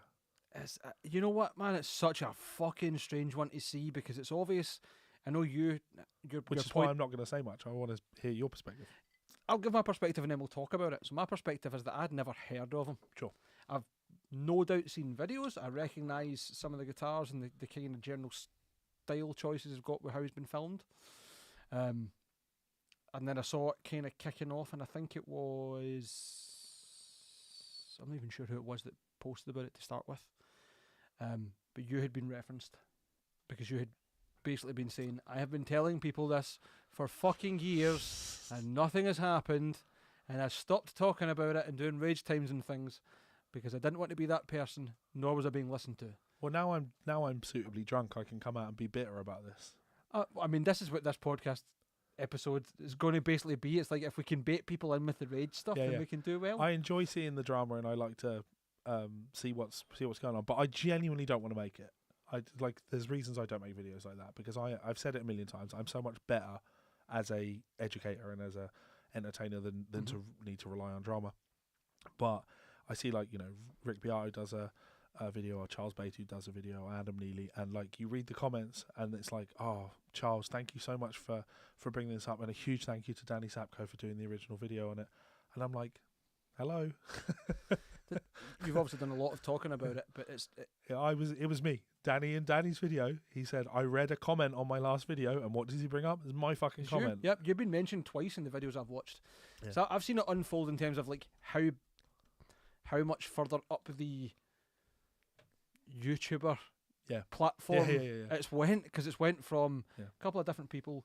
Danny Sapko, who seems to have quite a big following. I don't know a lot of his props stuff. to Danny Sapko, because it's semi off brand for him to do that. Totally. But he just read my comment and put in a lot of work to find the information. He didn't reach out and ask for any further information. We've got to know each other, and I've done a lot of transcribing for him since. Good. But he put in a lot of work to that. So it is him, and his content is really good. He's funny, man. He's very funny. I haven't seen much of his stuff. It's only in the last couple of weeks I've seen his stuff. But I like it, and I like his approach to it as well. Like, he wasn't Rick's being out of video order. was very weak. I haven't seen Rick's, but it's been the last couple of days that I've seen bigger videos coming out, only after guys like Jack Gardner and Alex Hutchins have came out and basically said, yeah, don't send any hate. I don't. It was shit at the time, but it is what it is. We've learnt a lesson that we gave the guy the chance to earn our trust back, and he shat on it. Don't waste any energy on it as it is. But it seems to be like almost like Chinese whispers further up the bigger YouTube channels. Yeah. To the point. Fantano covered it. Exactly, like Anthony Fantano. That this man plagiarised videos. Like, yeah, we're gonna like. I don't know how much of a stake Fantano has other like in the music industry, other than being like an independent music reviewer. Is he a musician? I don't know. I'm not being shitty. Just genuinely. I don't know if he plays. No, I feel like he plays bass, but he's a consumer of music. Yeah, that's not to be reductive of what he does. Yeah, and he's got a massive following. Yvonne says that I'm in Adam Neely's new video. There's 2 clips of me in the Adam video. But they're just. Actually, I'm glad he used the clips he did of me in that video, because one of them is in reference to guys like Charles Caswell, and he uses a clip of me where I say, compositionally, this stuff is really cool, because I have been consistent in that respect. I take no issue with the idea of like faking what it is that you're doing, because ultimately it's just composition. You're just writing stuff. Aye. And compositionally, like the Buried Alive stuff, I've been consistent. Charles Caswell's written a load. Charles, isn't he? Yeah. Charles Caswell's written a load of stuff where I hear it and go, that's really cool. That's like musically, you've I don't want to listen to it because it's like really intense. Yep. But I listen to it and go, musically, yeah, you've done a cool thing there. You respect the hustle, but it's the people not understanding they're actually listening with their eyes and not their ears. Yeah. So Guacamole Tuna. It bewilders me that someone got away for it, ripping off so many big adjacent YouTubers and content creators and musicians for so long, and now your comment's picked up by someone who's made a video. That video went viral, and all of a sudden you've got everybody on YouTube clambering up on top of each other, like, no, I want to talk about it. Yeah. It's almost, I hate to say this word, but I kind of mean it, parasitic. Yeah. It's like, that's a topic I want to talk about. Like Danny's video was like, this is shitty, look what he's done. Obviously off the back of you being like, this guy's he's a charlatan. None of this is his, and the way he's went about plagiarising people and stealing their work is bang out of order. Yeah. And everybody else just seems to be like, I want to talk about it, I need the views, give it to me. That's the thing though, isn't it? Maybe I'm wrong. No, I think you're right, but I was going to... outside of the full scenario, that's how I see it. I wanted to say that there's 2 types of people that can make a video about it. There's your Fantanos and there's your Rick Beatos who can make videos on it as a signal boost. And I think people like that making content on it is very important. But then you've got the channels with, 50 subscribers making content on it, and it's like you're trying to capitalize on a trend. But if everybody tries to capitalize on the trend, then that results in a signal boost. And ultimately, with a thing like this, what it needed was to be signal boosted, which is why I say Rick's video was weak on the subject. Now, it's 2 things. Rick's video is, on one hand, the most savage video about Giacomo, right? So he did an interview with Giacomo. That's the one, like the title, it was something like, I regret this entirely, or something like that, wasn't it? I wish I didn't. No, that was Charles Beatty's video. Was it? Yeah. Right. Rick's one, he says, I had Giacomo in the studio a while ago.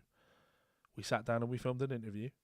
And this is why I said savage, possibly the most savage thing that you could ever say. He said, it became apparent almost immediately that he's not a very good player, and I immediately knew I wasn't going to be able to use the footage. Ultimately, his playing is not good enough to be on my channel, which is really fucking savage, devastatingly savage. But the reason I say it's elbow weak drop from fucking orbit. Ultimately, someone like Rick covers a lot of content where he gets angry about injustices in the music scene. Like, Rick's opinion on things like Spotify. Yeah, we know Rick's opinion on things like copyright and fair use and things like that. Rick likes to talk about how artists are being taken advantage of, etc., etc.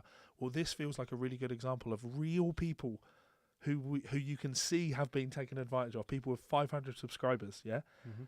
Signal boost them, say what this guy did was shitty, but I'm not going to focus on what this guy did. I'm going to focus on telling you about the guys that were stolen from. Go and check these guys out. Rick is one of those trendsetters, and I think that he ultimately, it's not his responsibility, but he has the ability to be a force for good in that sense. Yeah, absolutely. And make change. And he has a platform that he has to use in doesn't have to, but chooses to use in a sensible way. But the expectations are that it's used in an ethical, sensible way. Yeah. Does that make sense, or am I just word salad? No, totally makes sense. And most guys have done that. You know, I've seen myself appear in some videos, but that's how this stuff works, isn't it? We have to keep what have we got here. I've got chicken, but also I know you said you've already eaten everything, but I brought crisps as well. Chicken. Do you want a piece of chicken? Thank you, I'm fine for now. I didn't get Thank you you. anything. Could we get some more whiskey, please? Sure. Do you want me to try and find something that's like Balvenie again? Mike bought me a bottle of something Viking themed. Coffee whiskey, was it not? No, something Viking. There's something in there Viking themed. My brain, you'll see it. You'll know. Okay. Yeah.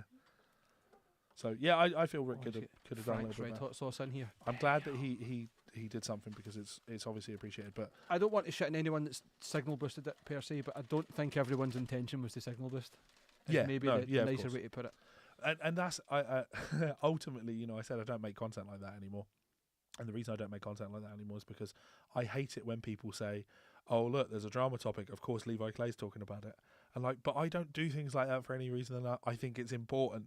Do people say that when Louis Theroux goes and does investigative journalism? Yeah. And something outside the music So industry. on Danny's you know what video, it is? It's this.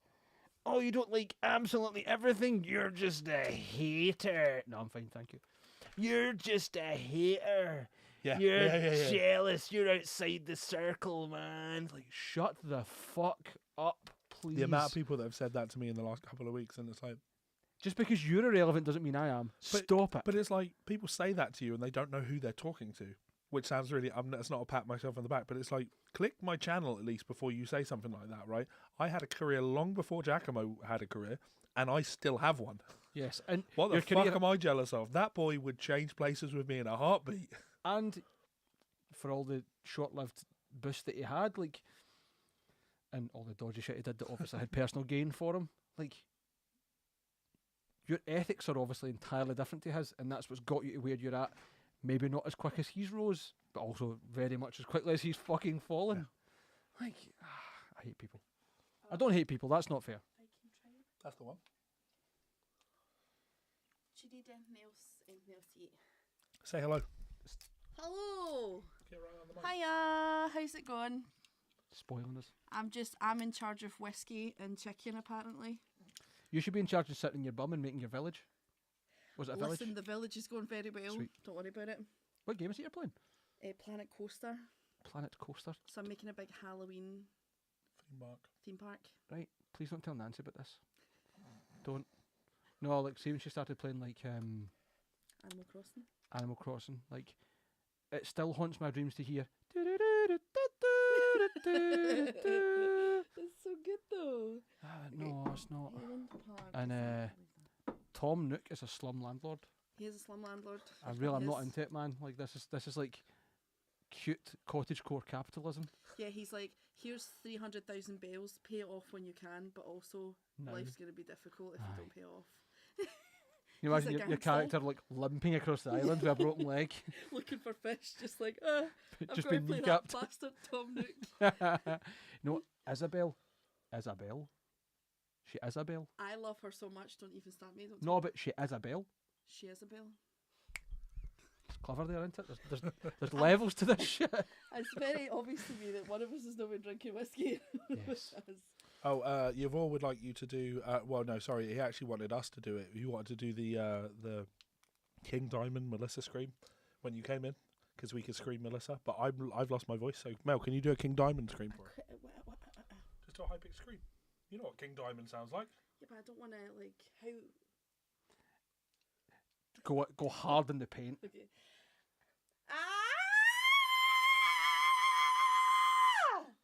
I shouldn't do that without warming up. More on the mic. I'll bust the It's actually fucking not mic. that loud. Sorry, Mike. Why isn't sorry to me? I'm not You saying sorry to understand him that I 'cause he stand said it. in front of an angry Slovakian quite often, battering cymbals.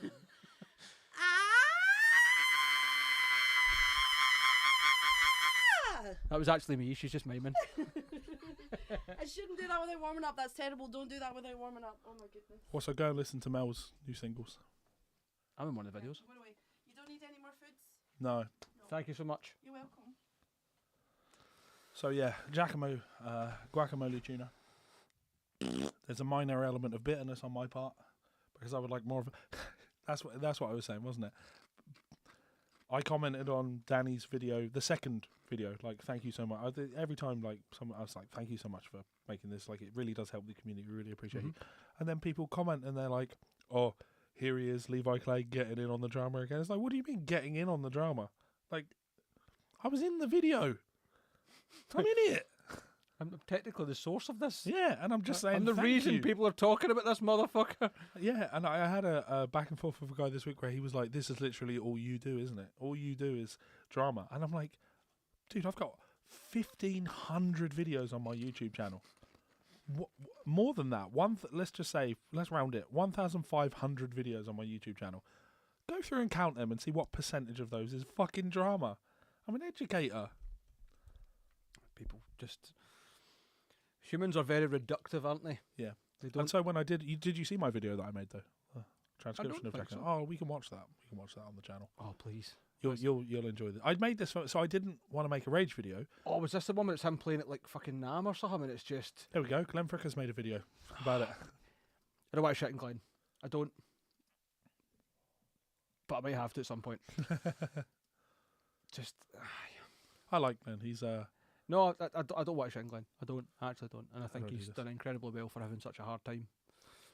And you know what? That's a really good topic. I'm so glad to see that so many people within the community, whether they Supported loved them it. or loathed them, Yeah. they all went, this is the right thing to do. And he deserved it.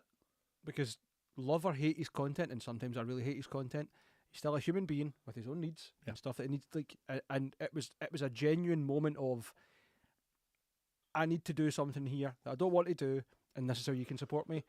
And people went, same as we're trying to do today, fuck that, let's do as much as we can. Yeah, yeah. And it appeals to my humanity. yeah. I'm a big, sappy, empathetic motherfucker. I just made this to make Mel laugh. The best content.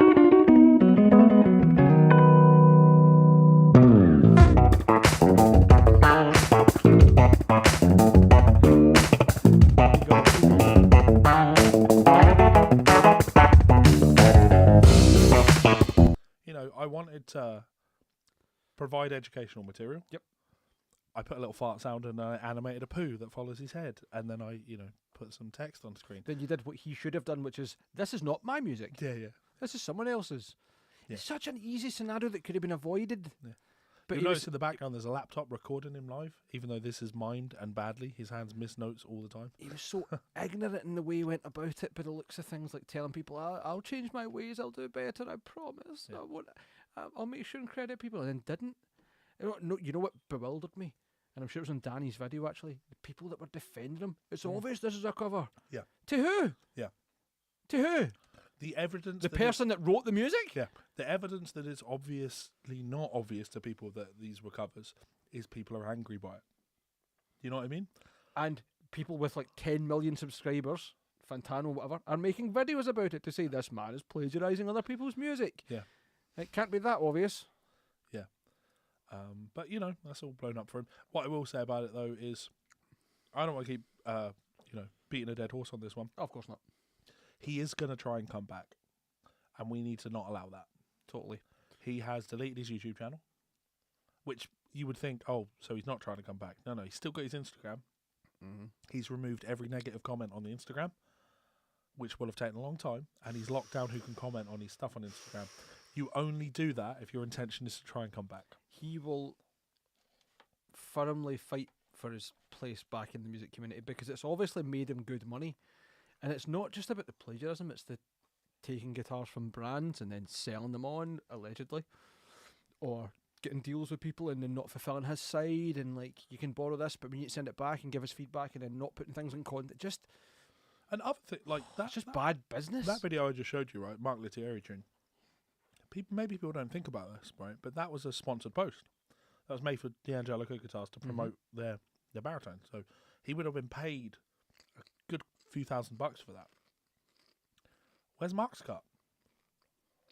And if you're Mark and you see this video getting like hundreds of thousands of views, right? Not only is he presenting this as his own, that's not up for discussion. He was presenting it as his own. Not only is he miming to something he didn't record, But you also have to sit there knowing that he got paid thousands of dollars to do it, and that's just not a good feeling. It's just not a good feeling. No. Sure you don't want some chicken? It's really good. Your hesitation tells me everything I need to know. I need to have one. Just the one. A big tendy. Oh, dirty. I'm going to wear this on my shirt with pride. I know everyone's like, oh, fucking surprise, surprise, Levi's eating food on a stream. Not that I've ever done that before, but like, I haven't had lunch or dinner. I had pesto pasta, so I'm just being gluttonous at the moment. And I'm good at that. I had lost a lot of weight. You guys wouldn't have seen it because it was after the podcast had kind of wrapped up. Like, to the point where in like one week, 4 or 5 separate people were like, you're looking really well, and then instant change of tone, like, are you okay? Honestly, like, I don't want to say these things when I see you, but when I saw you and you were super skinny like that, I was worried about you. I'm like, has he got a drug habit? Has he moved on to, is he on the smack? You were ridiculously skinny. I went very, you know what? I know it's physical exercise and good dieting. Aye, like, it was a sudden weight drop, it really was. It happened over winter, and then come January, I was like, I'm skinny as fuck. Yeah. Much skinnier than I've ever been as an adult. To the point where, and I don't know if Phil will agree, Phil was talking earlier on about kind of getting VIP when he came to see us in Birmingham, and gave me a beautiful guitar. Thanks again, Phil. I was so slim on that run of gigs that at one point someone had filmed us from like the side of the stage or whatever. I was like, who the fuck is that? And I was like, that's me. And then that's half of me. No, like legitimately, I'm like, that's not my back. Those are not my arms. That's not my legs. I need to get rid of the belly again. I've been eating nothing but shit because I'm not sleeping. I'm just fucking comfort eating. It devastates me, right? Because I'm in bad shape, but you've got a good frame though. You hold your weight well. I've got the worst thing going for me when it comes to physicality, right? Which is the amount of people that I guess they're technically right to call me out of shape, right? But like Luke, my friend Luke, he's a personal trainer. That's what he does. For the longest time, actually, he's in other things now. But he came to visit, and I took him to David Lloyd's, our gym, to play tennis because like I love playing tennis, and that's the point, right? I play tennis, I box, I do spin classes. My cardio is in really good shape, deceptively good shape, to the point that he had to tap out while playing tennis, and he's like, "How are you still going?" I'm like, "Oh, it's just what you do." Body size doesn't denote physicality and like, your fitness levels. I love getting on my Peloton. I enjoy doing my classes on the Peloton. I enjoy, my place. I'm a score chaser. Like I'm really. You're a completionist. You are. I'm not. Yeah, I don't win on the Peloton. I'm never come. But you are a completionist. You have to reach whether it's an arbitrary or an actual set goal. You have to do it. You do it with video games. Yeah. You kind of do it with music. Oh, why am I still on the pedal?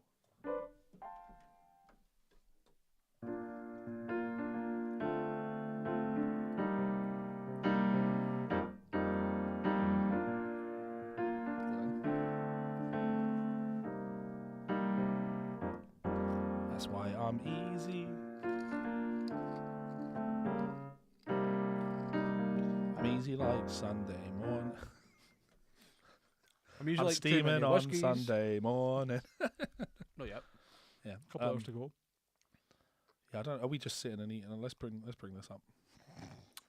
Yes. So just a reminder, guys, we are here to raise money for a friend of the show, Daniel from Dead World Audio. Please do scan the code on screen. Go and donate over there. All the money goes to him and his family. He's going through a really rough time at the moment, and he has a wife and kids, and that must be awful for him. Just so you know, that's not the actual children's faces. That's why he's having an awful time. His kids need cosmetic surgery because they were born with emojis for faces. That's it. They have a obtuse emoji syndrome. No, man, thank you. Good chicken, right? It's delicious. Yeah. Very good, actually. But you need to have your dinner.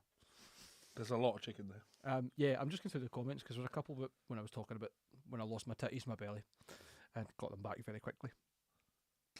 And other things as well, to be fair. Scott, it's frustrating that there's people who have infiltrated. Scott says, sorry, just to make it clear, as a teacher, and the fact that I'm friends with many of those he ripped off, it pissed me off. Plus, I have to explain to my students why he's a fraud. That's where I take the greatest amount of umbrage. There are young people, impressionable young people, getting into what as a passion project they want to see as becoming something that's a viable way for them to make money. and I'm usually pretty frank with people about how you make money, or the successes that Partican have had, and my limited experience as someone who is in the music industry and live music and entertainment, and the difficulties you come across, and the business decisions you need to make, and the balances you have to go, but the fraudulent side of it frustrates the life out of me, because you've got people who are masquerading as either successful or legitimate, who sometimes actually do better than the successful and legitimate people in the industry, and that isn't a good thing to show young people as a route to go. Yeah. I'm not pointing any fingers other than people who we all know we're talking about, but it's disheartening. And I'm sure we've all had someone we've looked up to that we thought they're incredible, and then when the curtain finally drops, it's like it could be enough to put you off something that you love. And I don't want that. I love the topic that you're talking about there, though, because I actually do feel that is the thing people should be hooked on with this, but they're not. They're hooked on the plagiarism side of things. The plagiarism side of things is bad, and I guess with the plagiarism side of things, it's indisputable. But the thing that you're talking about there with the faking and the misrepresenting of things, people are so nervous to outright say it. They won't stand up and say, he's not playing that there. And I don't mean he's miming. I mean the audio that he's recorded is not him playing. It's either been recorded at slow speeds or augmented with MIDI and sampled sounds. And I don't know why people don't want to say it. It's like they're not confident enough to say it. But if you've played guitar and recorded it like we have, you know what guitar sounds like when you record it. I also know what Guitar Pro sounds like when you run it through RSE. Yeah, I kind of wanted to start making some videos, but then I'm steering into the drama, right? I would love to do a transcription of a thing in Guitar Pro, export the clean guitar audio as an audio track, not as a MIDI file, as an audio track, and then run that through different plugins and see how guitar-y I could make it sound. You know what I mean? But then it's not uncommon. Yeah, but that's the thing, isn't it, right? What I've learned recently, I've been doing a lot of transcriptions of old shred guitar things, like, you know, Vinnie Moore and Paul Gilbert and I've been watching them all because I fucking love all that stuff. But all the shrapnel era. I remember listening to that stuff as a kid and going, this as guitar playing cannot be improved upon. This is technically flawless. But now kids today have tools that allow them to release music that we're exposed to all the time. So you can actually listen to these old recordings that we thought were flawless, and you go, well, that's pretty rough around the edges, actually, which is so fucking wild. It's kind of like, and I was talking about this, like the self-imposed plateaus that humans seem to fall into. Nobody thought anyone could run faster than an 8-minute mile. And was it Linford Christie beat the speed record or whatever? And at that point, 4-minute mile. 4-minute mile. So then I don't know, 8 minutes. You get my point. We could run an 8-minute mile. Easy, like, in my sleep backwards. My cardio is actually not bad either. I've been spending a lot of time on the mountain bikes, not the BMX, despite my titties. But you get my point. Like, humans are so good at limiting ourselves, and just because someone said you can't get better than that, as soon as someone breaks that barrier, there's a wave of it. BMX, skateboarding, Tony Hawk. No one can go more than a 720 spin. It's never going to happen. Tony Hawk's lands, the Tony Hawk, not Tony Hawk's because I'm getting old, lands a 900. There's guys out there that are landing like fucking 5 and 6 spin tricks in the air and landing. You've got Ryan Williams, Willie, who was a scooter rider into BMX. Triple backflips and shit. Guys doing double front flips and mountain biking on the hardline Red Bull stuff. This is probably going to be quite niche to people who aren't into mountain biking and stuff, but there are a lot of unbelievably fearless and skilled people out there who are just constantly pushing the barriers of not just ability, but should you be doing this? My concern is it's not quite the same though, because I'm sure we could, the AI technology isn't there yet, but soon enough, AI will be able to create videos of things being done on a BMX or on a mountain bike that's just beyond the realm of possible. There is actually a video of a gentleman who jumps off the bike does a flip, and he lands back on. That is an edited video. Right. Evidently. It's not obvious, but if you've ever rode a BMX or you've seen people do things, there's like something about the video, you're just like, that's uncanny valley. Yes. It can't be real. Yes. And it turned out it was a fraudulent thing. Yeah, so that's to me is a really good example, because that's not the same as people pushing boundaries. No. That's needing to use technology in order to get ahead. I just hate the thought of like having a student who's, I don't know, 15, 16, and he's getting good, and then he's like, right, Mum, my mum's just bought me a recording setup for my computer at home, and I'm gonna start recording some demos. And they sit down and they record their guitar, they're like their best licks, and they listen back to it, and they're like, why doesn't it sound like that? What do I have to do to sound like that? I must just not be very good. And it can destroy the music thing. The reason I do this now, not guitar, like I very rarely play guitar these days. I record videos for the website with them, but everything I do now is on the piano. And it's because this scene, I love you guys in the comments, but I hate the guitar scene because of what it attracts. I always put it down to, when I'm talking to people about it, I say guitar as a scene, the online guitar scene is powered by testosterone. Oh, it's psychophantic. Yeah. To be totally honest about it, and we're getting to that half-drunk big word point. But it is, and no wonder, everything's driven by you need to be the sharpest, with the best editing, the coolest riffs, the hardest to play stuff, the most flashy licks, the best gear, the best tones. It's like, but where's the substance? And there's people who can do both. We've in many times said good and bad things about Tosin Abasi and business and whatever else. Like it or lump it, Tosin Abasi is a fucking unbelievable guitarist, musician, composer, and innovator. And you can look at him and be put off guitar, or you can look at him and go, fucking hell. Like, that is a man who is pushing the envelope. Same way, is it Javier? Javier, I was going to say Javier Bardem. I was going to say the exact same thing. I had to stop. It's Javier Reyes. That's right. Yeah. Another incredible musician, and then you've got Matt Garska, who's just pushing the envelope when it comes to drums. Stupidly talented men. Stupidly talented. But it could be enough that it puts someone off, because you can watch videos of them playing and not believe it. Like Spiro Dusius of Dath. You've seen Spiro's videos, surely. No. Spiro is a fucking monster on guitar. What guitar does he play? It's usually an Eclipse, an old... Okay, not an Eclipse, an old... It's not that dude playing not the dude playing the Rusty Cooley. No. No, the Ormsby Rusty Cooley who got outed for...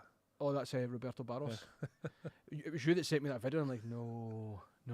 But that's it, isn't it? Like, that's what people do now, because you have to do that to make sure you are of this level. Hate it. It's not nice. It can't be nice for them to be discovered, or even to feel like they're obligated to do that either. That's what it is. It's pressure. It's that feeling of this is what it's not that I want to do this. This is what I have to do. I know. If you're not at that level, you shouldn't be trying to push yourself to that level. And if you're not of that, I don't know. I think ethically I couldn't sell myself as something I'm not. I know that when I'm playing my part of Canon, I'm not 100% playing everything bang on. But the music's so adjacent to grind and fucking... Like, it's not meant to be perfection. It's supposed to sound shit. Yeah, I know. Ah, you're right. It's especially shit. No, but it's more than that. It's not just about music. It's a performance. It's a full package deal. You're coming for the experience, what you feel from it, the crowd interaction, the stupid banter, the texture of the music. There's no selling point of this is perfection and we are this and we are unbelievable. Like, what you hear recorded in our tracks, and that's reflected in the albums, because the albums are as natural as they come, with a lot of flaws, is what we sound like. We sound better live, I think. I think we do a lot better when it's all of us playing things together. There's a lot more I don't know the term for it really. Like, I don't think you sound chemistry. Better live. Of course you don't. I think No. There's a difference between I don't think you sound better live and I don't think you sound good. Full stop. I'm not saying that. I just mean that I think for music like that, where it's so noisy, a studio recording allows you the mixing potential to be able to hear things much more clearly. So in that aspect, I'll clarify what I mean. I think in terms of music quality, as in like the actual fidelity of the music, you're right, the studio's always going to sound better. And you can have an incredible live sound guy front of house and doing monitors, and you could have in-ears and whatever, which we don't, and whatever else, and give the performance of your life, and something doesn't sound right front of house and people don't enjoy it for that. My point being, I think we perform better as a unit, playing things live, and we've never recorded. Well, we have recorded one or two things as a live band, and everyone's just recorded at the same time. And that take is the take. Usually we record in the studio, and whether that goes well or no, it's neither here nor there. I'll just plug the new stuff while I'm at it. But I think the best Oh, performances. there's a good question on that. Keep going. The best performances I think we've ever given to date, in terms of instruments, is the stuff that we've just recorded. We just put High Tar's Behaviour out on Mega Drive cartridge as well as on the streaming sites, no less, which is fucking stupid. That's what the question was about. Yep, well, we can talk about that, it's no bother. And there's a couple more singles to come, and that was like, we tried our best to make something unique and interesting, as well as a really good track with Daryl, because he's been in the band for a while, to be fair, but this is his kind of first outing as an official member on a recording, putting his stamp on something, and he's fucking nailed it, man. He's nailed it, in my opinion. But I think I would rather listen to music that's not perfect, but I know it's someone playing it, than necessarily. And this is not me saying that production's a bad thing. There's plenty of albums out there that have had a lot of production where things have been punched in. We've punched a couple of bits in, as you do, done a bit of editing, but not to the point where it's like, this is clearly gridded and not human. Yeah. I had a comment on I like the live music thing, and it's the reason I listen to jazz and soul music, like, because to a jazz and soul, neo soul musician, the idea of, artificially putting a thing together, it wouldn't even enter their mind, because it'd be like, why would I do that? I put a video up of Pascal Igrazzo, jazz guitarist from New York. Like, he's an Italian guy, but he's one of the best in the world, like, no questions about it. I'll play it, actually, because I won't get a copyright strike for it. And someone said... I love learning with Levi, man. Every day I go home, I know it's something new, something better. Someone said that it's that's clearly sped up, right? Is it gypsy jazz stuff? No. Someone says you can see from the video that that's clearly sped up. I'm a Photoshop expert and I can see from the pixels. Right, it's this.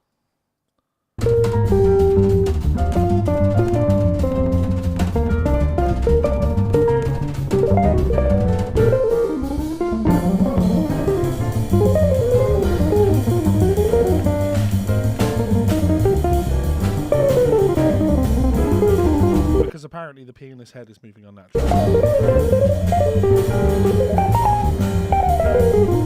First of all, you don't need to fake that, because if you're going to fake it, you make it cleaner than that. It's rough around the edges. But it's incredibly It's impressive. obscenely fast, right? And somebody's, like I said, he said it's sped up. And I was like, dude, I need you to take a step back and think about what it is that you just said there. I kind of laughed in my own head, because I was like, on first glance, he looks a wee bit like younger Clapton. Like, it's definitely sped up. That's just Clapton playing fucking Tears in Heaven, but like 3 times as fast. I was like, I need you doesn't look like Clapton. You have to think about what it is that you're saying, right? This is a group of New York jazz musicians, okay? You would need to explain to me why a group of New York jazz musicians who played a thing would then think to themselves, should we speed this video up? The thought wouldn't enter their mind, because if you'd said to them, should we speed that up before we play it? Their response would be, but why would you do that? It would be no different than me taking this piece of chicken and saying, Mike, do you want a piece of chicken? Do you want a piece of chicken? No thanks. Well, I'm going to rub it on the floor first. Sounds amazing. You want to rub it on the floor first? Absolutely. Like, why would you do that? There's just...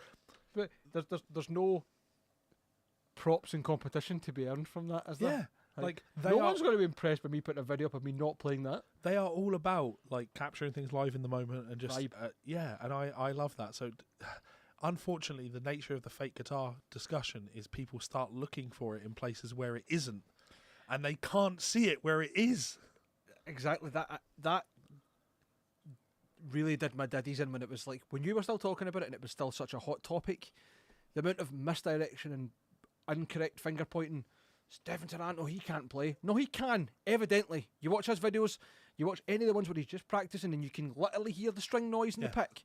That man can play. There is no question on it. Yeah. And he wasn't the only one. He's just the example that comes to mind. But then you've got other guys and this... please stop pointing fingers and being silly, because all you've done is opened the fucking floodgates for the people who are at it to go, well, you said that guy did it and he didn't, so... I'm right, and I'm going to debunk your debunking. It's like, no, shut the fuck up and stop it. Play music. Right, question. With the Tell new me what you think about me. with the new Party Cannon single coming out on Mega Drive, what type of games would you like to make an official soundtrack for? So for those that are unaware, Party Cannon released or are releasing their new. This is the single, right? Just single. Yes, high tariff behaviour. On a Mega Drive cartridge. A literal Mega Drive cartridge. I was going to say that means that you can buy it on Mega Drive, but it was limited and they've all sold out. And There might be a second wave of that's a that. Genesis. That's a Sega Genesis. It's only PAL region, so it won't work on the Genesis. Okay. If you have one of those Mega Drive Genesis emulators, it runs on that. I'll bring Because it they up are, so people can see it. Dual region, I believe. Yeah. This was a stupid conversation. Great post. Levi's half cut. Love it. I'm fully cut, mate. Good man. Love to see it. This was a stupid idea that grew arms and legs, and within a couple of weeks was something that we're doing. I might be wrong, but I am fairly certain, and I'm going to give him 100% credit because he deserves it. Bailey of Scapegoat, you know Bailey, did the music video for I Believe in Danny Filth, has essentially became the 6th member of Party Cannon. He is Skull Guy, not to out him, like fucking Vessel from Sleep Token, there's a good topic. Bailey has been essentially the creative director and the head of creative ideas for Party Cannon for the last year or two. He's been on tour with us, he's did all the live props, he's been just been the best. He essentially turns up, tour manages, does like the chats with the guys for front of house, security chats, whatever else, but also being just a tattoo artist, as an artist in an incredible many ways, and genuinely like a fucking jack of all trades. Scapegoat Productions, if any you're interested in talking to him about anything and commission him for stuff.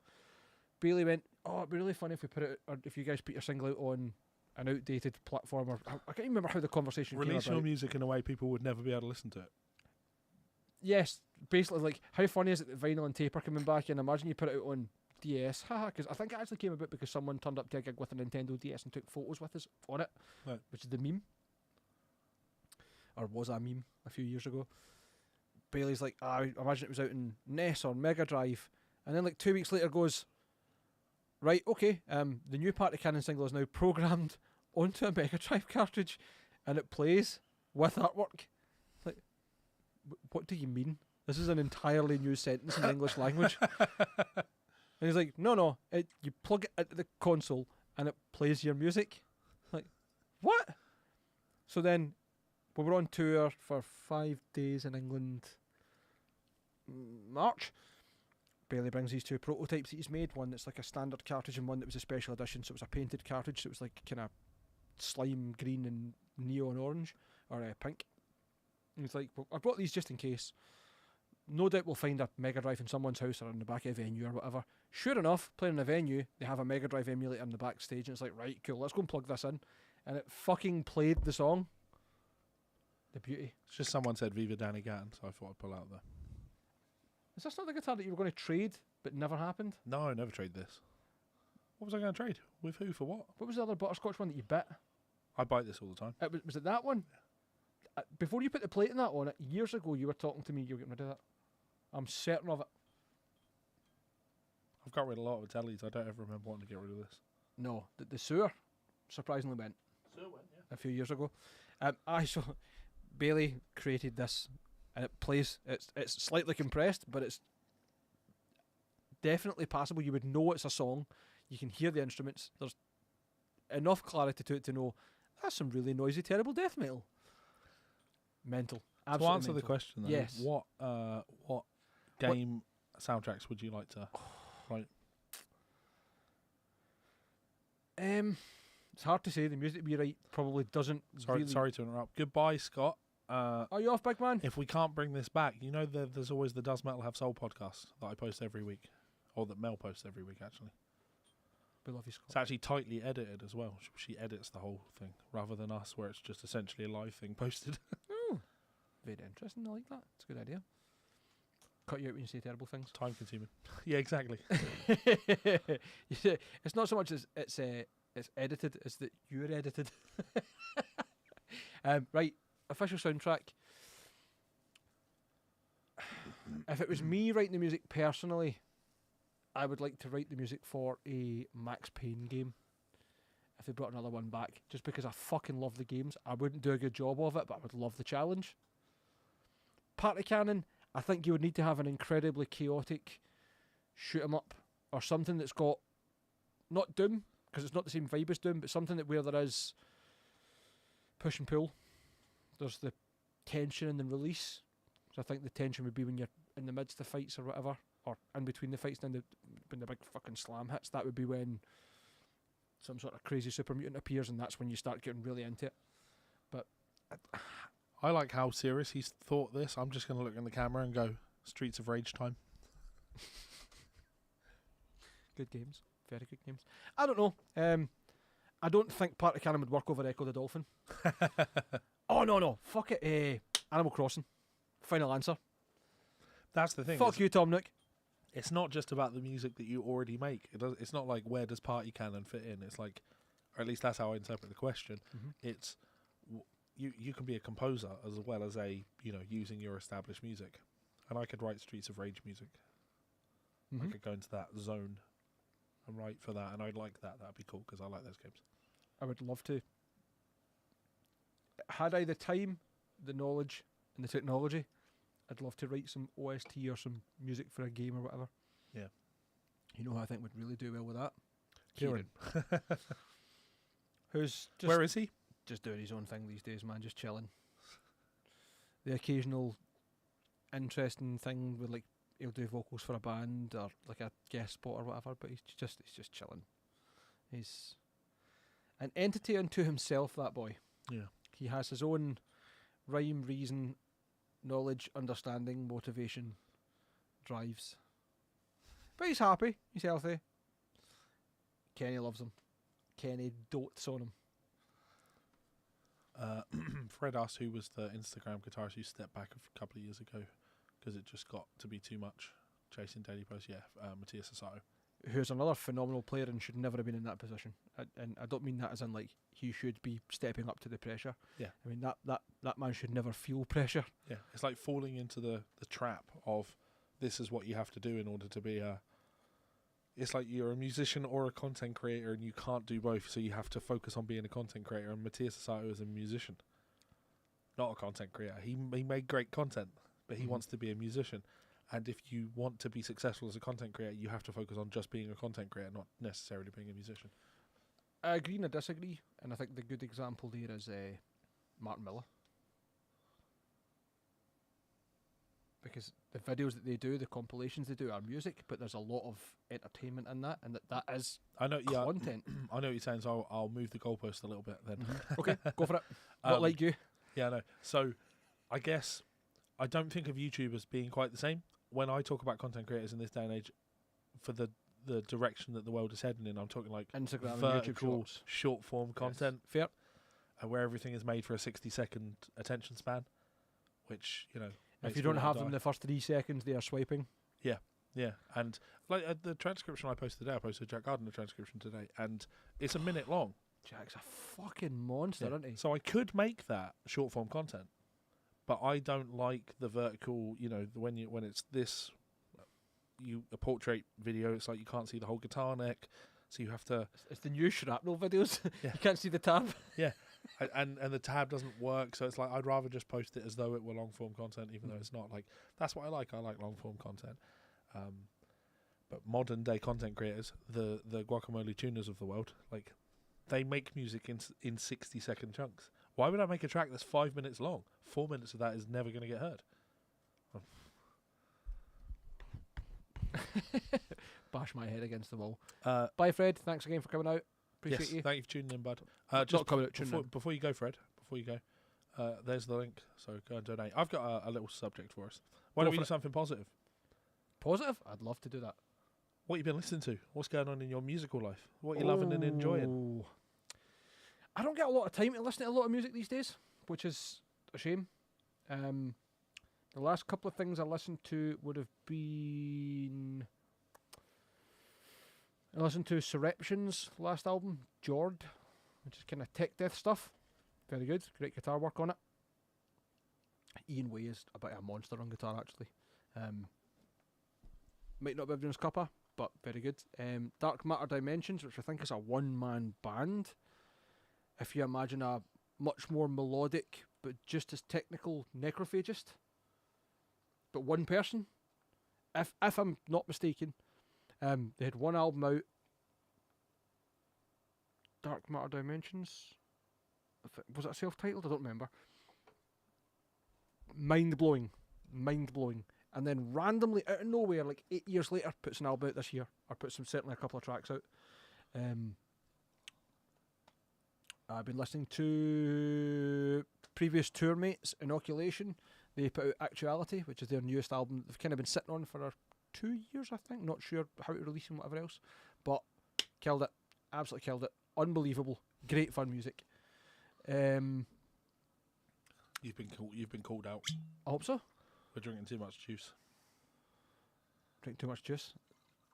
I'm fucking 3 whiskies deep, man. That's the furthest I've been in years. Almost a year. Too much juice being devoured there, boys. Mike's no far away, or 2 away from being the infamous "I've got my bed to be getting" to quote. I'll tell the story about this if you want, Andy, since you've called me out. And it's lovely to see you, mate. I've not spoken to you. Well, you and I send random shite Instagram posts. That's as much as I've seen of you. I'm going to derail this. I'm just going to tell this story. It's alright. First time I went and toured America, being a young idiot. I'm just going to put this on screen, and Please do. We've not getting enough donations, guys. Come on. If you laugh a lot at my stupidity here and my terrible decision making or my shite patter, please leave a donation. I would love for you to do that. I don't care if it's $1 or a fucking euro, €5, €100, €200. Throw the full amount in if you can, which would be fucking amazing, but however, doesn't matter. Basically, I had been to the States for 3 weeks. Now, Just so we're on the same page, this is to play terrible music to people with no music taste, yeah? no, I was on holiday Oh, okay. with a guitar and my friends who are also musicians. We probably travelled between 5 and 10,000 miles in a early 2000s Toyota Corolla. Between that, a Honda Accord and a van, 3 bands. Sorry, 15 friends on holiday. Along a lot of the West Coast and back. Spent a long time travelling, did a lot of roughnecking, sleeping in people's floors, sleeping in random places, sometimes in the van, sometimes in the car, sometimes in a 2-bed hotel room where there's 15 of us. At one point in a studio flat in Vegas, 15 of us. It was literally like a tin of sardines. It was top to tail, wall to wall. Anyway, do all that, fly home. It was a terrible fucking couple of flights. I went from California to New York, from New York to Dublin, from Dublin to Jesus. Glasgow. So I think I travelled about 28 hours. Arrived back on, let's say it was a Sunday, 10 a.m. My dad picked me up from the airport. I was old enough to have a wee motorbike and stuff, but I'd said before I'd been away, like, I'm going to have stuff to bring back. Could you do me a favour and meet me at the airport and pick me up? Very glad he did. Thank you, Dad. Got home, I don't know, I'd say maybe 11:30, 12 o'clock. Absolutely fucking exhausted, but jet lagged and all the rest of it as well, considering I've been through so many time zones and whatever else. So, get home, do some housework. At the time I had a flatmate. First time staying away from parents. Get home, arrange my affairs, put my stuff in the wash, whatever else, and I had... Arrange my affairs. Yes, as you do. Which basically just means put all my dirty pants in the bin and put the clothes I want to keep in the washing pile. My toiletries, such as a toothbrush, went back in the bathroom and tried to keep myself sane because I was going back to my full-time employment, working in a call centre the next morning, starting at 8 a.m, taking phone calls from irate customers. And jet lag is a bitch coming back from the States. Oh, Doesn't touch you going over there. jet lag after 3 weeks in a Toyota Corolla driving through the desert, where they tell you, don't use your aircon for too long because if the compressor dies, you will die. Don't drive too fast because if you're driving for a couple of hours and your tyres get too hot and they explode, you will die. Oh, amazing time. I'm not shitting on it whatsoever. It was an incredible experience. But I was tired, to say the least, right? Less tired than I am just now, but I was very tired at the time, despite being a young man. Get home, get chilling, spend a couple of hours during the day, went to go to bed at a reasonable time, and my flatmate and others decided they were staying up and having a drug party. My bedroom. Oh, so that was okay. Yeah, right. So you talked about having a flatmate, and I assumed you. No, I assumed you were talking about Sean. No. No, yeah. Then you say a drug party, and I'm like, oh, okay, yeah, I know who you were living with. My bedroom. I forgot you lived there. That was an incredible flat, and I had a great time there as well. But it got to a point where I was like, cool. I like sleep. I'm sure you hate sleep, you guys. I don't. Yeah, I don't like living train spotting. Thanks very much. It wasn't quite that bad, but however. I'm in my bedroom, trying to sleep. My bedroom, where my headboard sat against the wall, shared the wall with the living room. And there were my other two flatmates. I was two, actually, because Richie stayed at the time as well. And they were up. They weren't being obnoxious, but I was exhausted. I'd went through and said, listen, I'm fucking exhausted. I need to get to sleep. Do me a favour and keep the volume down. Right, no bother. I'm back to my bed. 10 minutes later, it's fucking booming. The big TV, big sound system in the living room. For reference, it was a big flat. At one point, we had a party and there was over 100 people in the house. And it's a flat, 3-bedroom flat, but it was packed out. Yeah, big. It was big, but it was a big place. It was, yeah. It was like, it wasn't a maisonette, but it was as big as a maisonette. Like, there was a lot of space in it. Even the hallway could have held like 60 people. Yeah. Very broad, very big Open. rooms. Very open. Yeah, absolutely, and high ceilings High as well. ceilings. It had been, I think, an ex-tenement flat. Anyway, I digress. Back through the living room and asked, like, listen, it's getting to this point.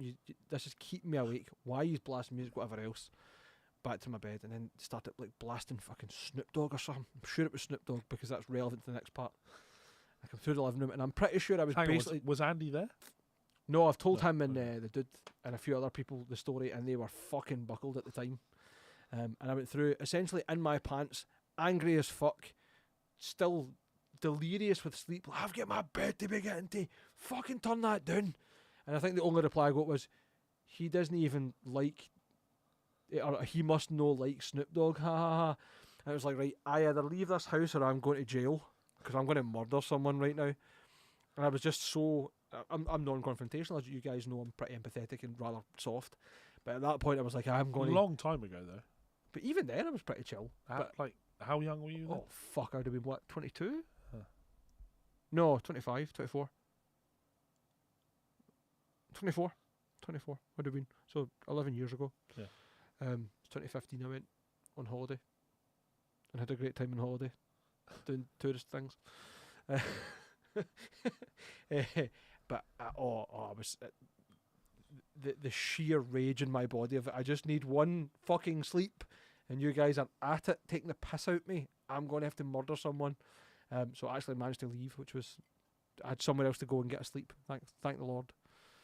But that's what the infamous "I've got my bed to be getting to" saying is, and I was telling the guys this in a serious way because I was angry, and it became this laughable catchphrase. I've got my bed to be getting to, and I think it was the ludicrous idea of me, hairy and mostly naked, shouting at a room of people that I want to go to sleep. That's not actually even that unreasonable, though, when you think about it. Oh no, the context doesn't make it unreasonable. It's the sentence that was funny. Even then, I think saying I've got my bed to get to is not. It's just not an unreasonable thing to shout at people. I've got my bed to get to isn't the same as I've got my bed to be getting to. I see. That's like a pensioner statement. You need to get up the road, son. I've got my bed to be getting to. Yeah. Do you know what I'm saying? Like, right, more comments. Russell asked, "Do you think Giacomo will make a comeback?" He's going to try. He's going to try. Mark my words. He's going to try. I think that will depend entirely on how we handle as a collective music community and teachers and influencers, whatever you want to call us, deal with it. It's entirely going to depend on that. I don't think any brands will touch him. No, yeah. Certainly not at the start. he's going to have to No brands will ever touch him again. he's going to have to work his fucking arse off to regain any trust in the music industry in terms of people who are interested in his content. I had a conversation with I won't say who, but a behind the scenes person. I'm not saying so. I had a conversation with a behind the scenes person. Oh, fucked it. I think we're still streaming. What are the chances of that? Womp womp. That I dropped this on the mouse and it happened to be on a thing and clicked away from the page. I think we still should be here. I think we we're are. still on. Still hear us? Yeah. Give us up. I can see us up, so we're definitely on. What was I saying? Yeah, so I was having a conversation with someone, and why did this come up? Oh yeah, so he said, "Oh no, I think he'll still have a career, but I just think his career as he knew it was over. Is over. The idea of him ever having brand deals again, he needs to accept that will never be a thing for him. And if he wants to still do music, that's okay, but you're going to have to come to terms with the fact that you don't get to do that side of things anymore. You're not going to get to, no other social media people are going to touch you. You're not going to get to do, like collaborative posts with other famous people because you are persona non grata. So if you're going to continue to have a career in music, this is, I guess, the ultimate test. It comes down to one thing and one thing only. Whether you have to or not. And what I mean by that is it's going to seem obvious to those of you that are musicians, but some people do music because they like the idea of doing music. It's like a cool thing. It's a cool lifestyle thing. And as soon as you take away all the cool lifestyle things, suddenly the appeal of doing it goes away. But some people do music because they have to. Like, I am a musician. I can't get away from that. I have to make music. I know exactly what you're talking about. Yeah. And I think touring is very much a make or break for people of that. To get to that level and understand that ilk, being a live musician, not even touring, being a live musician can be that foundational breaking point of, am I a musician or am I someone who likes to play guitar or do whatever? Yeah, to be fair, he could get a deal with Chapman Guitars, maybe. Stop it, Andy. You're just being a contrarian now. I think there's a couple of comments from that we might have not missed, but not managed to elaborate on.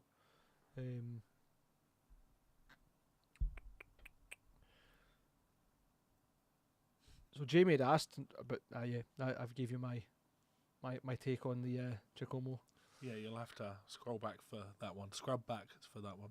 I've got quite a few comments maybe to catch up on. This is the joys of drinking whiskey and not being a drinker.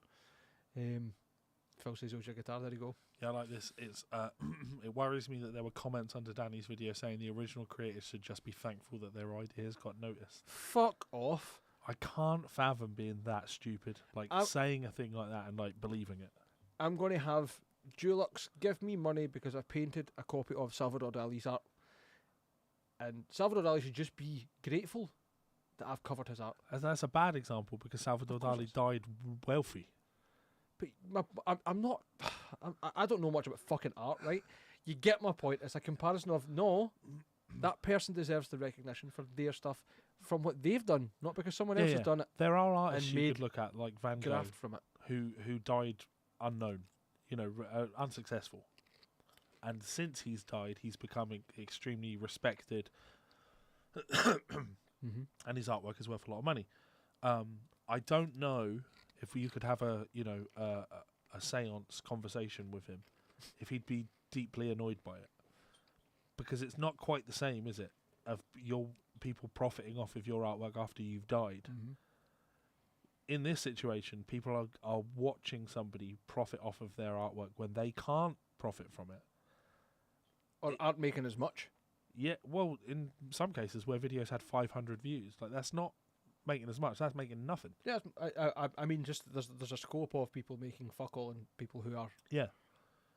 So to be looking at somebody making thousands of dollars The from Ouija board says fuck up. it's I can't fathom looking at that. I guess I would love to meet the person who had Giacomo do that to him, and music stolen, and he was selling tabs of your music and telling people it was his, and getting paid money for sponsored posts and shit like that, right? and that person's like, oh, I'm just happy people have heard my music. Like, I want to meet that person, not because I'm saying they don't exist, but because I think if you meet that person, you're meeting one of the true saints in the world. Somebody who is that laid back and that, it's not even kind. It's like, I guess you'd say Empathetic. It's like the anti-capitalist. Mm-hmm. It's like, oh, well, I don't care about the concept of intellectual property or whether I get rewarded for it. I'm just happy that a thing that I made is now out there. Mm-hmm. I guess there are people like that, but, you know. And I also think guys like Jack Gardner and Alex Hutchins aren't bothered about their music being out there in certain ways. It's the misrepresentation of who came up with it. Yeah. Who is responsible for that, and them losing any credit whatsoever. Because the video of Alex that he took, the famous one that was in Danny's video, was a video that Alex posted called George Benson inspired a jam, right? Obviously, you can't be a jazz music fan and not love and appreciate the music of George Benson. He's a legend. And Alex made that video out of love and respect for George Benson.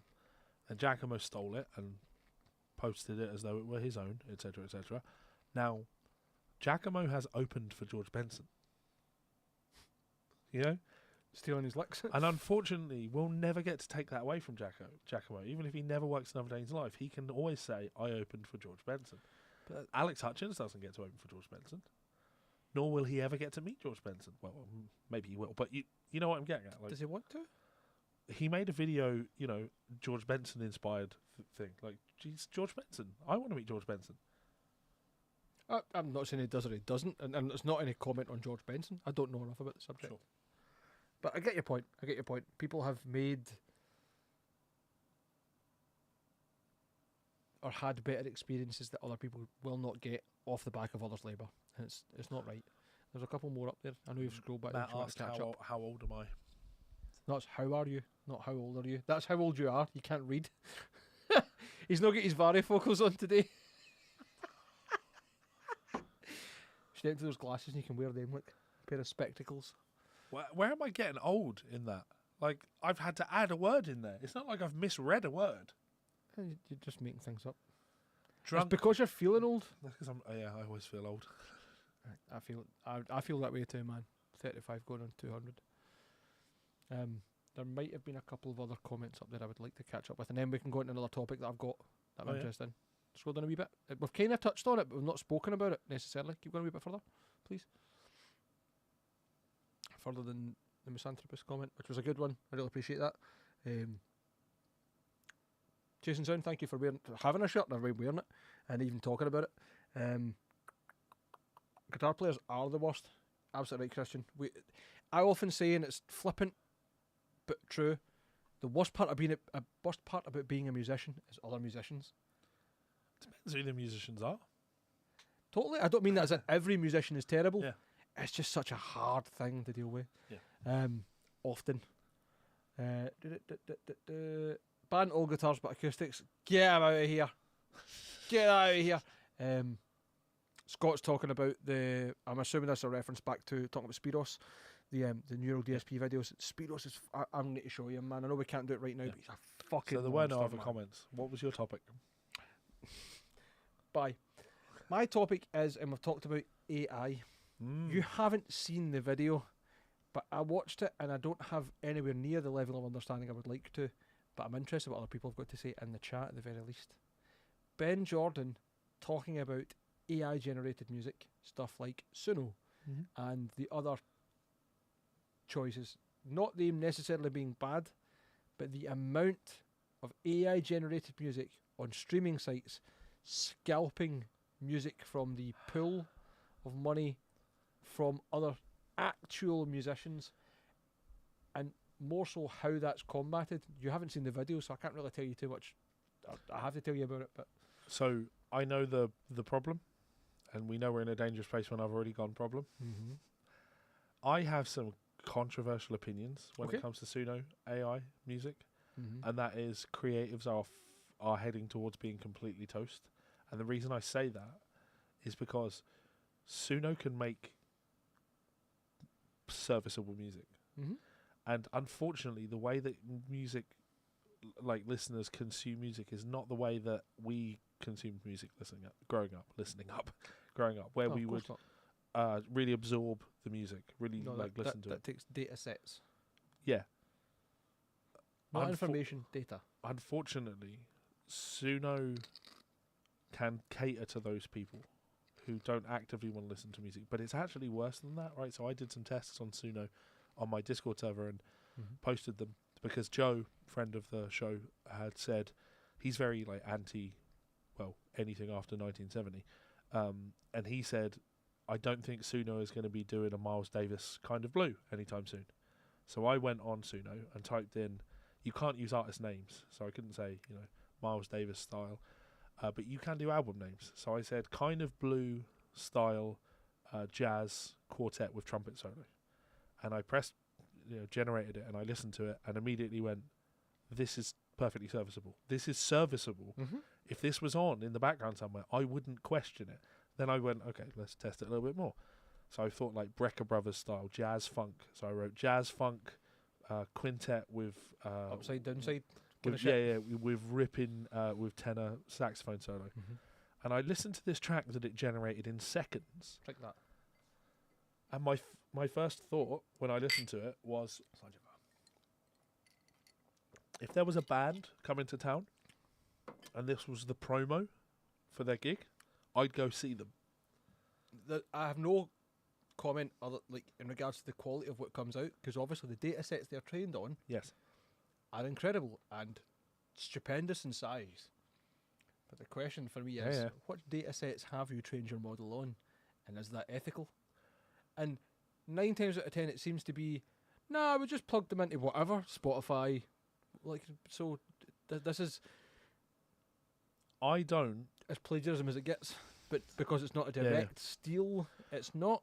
Yeah, exactly. So I actually, in that, I don't fall on the side of the creatives in that one, unfortunately, because I don't think it's any different than me sitting down. Like, I've copped half of Brent Mason's style, and I can go into Brent Mason mode, and for some reason it's acceptable. But are you doing a one of his licks, or are you just taking inspiration on how he would voice things and his note choices and stylistic? Well, it's important to understand that when AI makes music, it's not literally like, it's not a collage of, it's not piecing together the things that it's heard note for note. It's a amalgamation of everything. Totally, and that's why I'm asking you, when you're talking about people, if someone is to point out, it's clear you're influenced by Brent Mason to this degree, you're not copying his licks, are you? You're taking inspiration, maybe having some phrasing similar. No, I have copied his licks identically. Okay. And that's what gets me to the point where I can do my impression of it where it's not identical. But what I'm saying is, that's what, so when I did, Brecker Brothers style funk thing, that isn't actually, in fact, a saxophone solo that exists out there. It's not, the best example, it's not Giacomo. It's actually technically more creative than Giacomo. And I can't believe I haven't said this, part of me wonders, I would totally buy this if one of the things that Giacomo was doing for tracks that don't seem to have been covers of other people's things was using AI to generate tracks and then learning them. And or even export them as MIDI and doing it over the top of them to make it seem real, because it's a new composition. But to pull it back to your question, right? So I'm not of the opinion that AI doesn't work in the way where I'm trying to say that AI doesn't work by literally stealing actual clips of people playing. It's trained on. Should the data set be one person, it would. The fact the data set is Sure. massive. Yeah. You're absolutely right. It's diluted. Yeah. But even then, it's a recreation of the input of many things, not a photocopy of. No. Yeah. Seeking patterns and understanding what's common, what's not, what's outside the box. So I understand the creatives want to protect their creativity, but it's kind of like if you take a great novelist like Mel really loves Terry Pratchett, and I'm sure Mel could write, and it just basically, she could probably ghostwrite a Terry Pratchett book, and maybe even present it as a lost Terry Pratchett script, and it would be passable. But in that situation, none of us look at that and go, that's a bad thing that you can do that. we as creatives take influence from things, and to me, If Mel put it out in her own name, influenced by the style and writing of Terry Pratchett, no, she put it out as a lost Terry Pratchett book, and it came out well, that, we've got that it Giacomo wasn't. now. That is Giacomo. But if it came out that it wasn't, then it'd Yeah. be bad. But exactly. So if she wrote, like many authors have been inspired by like Terry Pratchett or Tolkien or Every metal band rips off Meshuggah, to quote Yeah. Devin Townsend. none of us take issue with that because it's humans stealing from other humans to create their new world. But there's something I do get it. I understand where it comes from. Mhm. There's this icky thing when a machine does it. But I get your argument, I do, but I think there's a difference between human artists having their own. I don't know how to argue this, man. It's a good point. Fuck off. It's like what we do. It depends on how you create. But for me, I believe that as a creator, when I compose, I don't believe in that. I have this ethereal, floaty sound thing where I go, there's a musical idea that's just come into my head. I'll write that down. Right. I believe that as a creator, when I create melodies or whatever, I've been trained on a data set of all the music that I listen to, and you don't think about it. It's completely you're right. subconscious. That's how our things come together. I It's get not a it. data set, it's an influence. Yeah, yeah.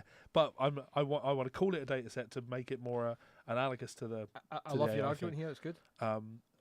I totally understand the creative's perspective. Of they essentially want to make it illegal for computers to be able to, for these massive companies to essentially be able to do that. But I just think that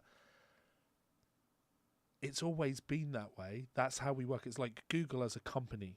Yeah, I'll give you a good example of it, right? So in the Magic community, I don't play Magic anymore, but there was a company that came out with these token cards that were essentially like clear wipe cards, and you could use them in your game for tokens to represent whatever they needed to be. Mhm. Infinitokens they were called.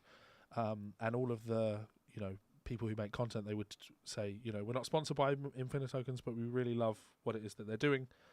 So, we want to tell you about them. And then suddenly all the actual big manufacturers of card products were like, oh, that's a good idea. We'll do that too. Mm-hmm. And then suddenly I've not heard Infinitoken's name anywhere, because that's what big companies do too. They look at something that someone has done and they go, we like that idea. Let's combine all these things and we make it ours. And when humans do it, we don't seem to have an issue with it.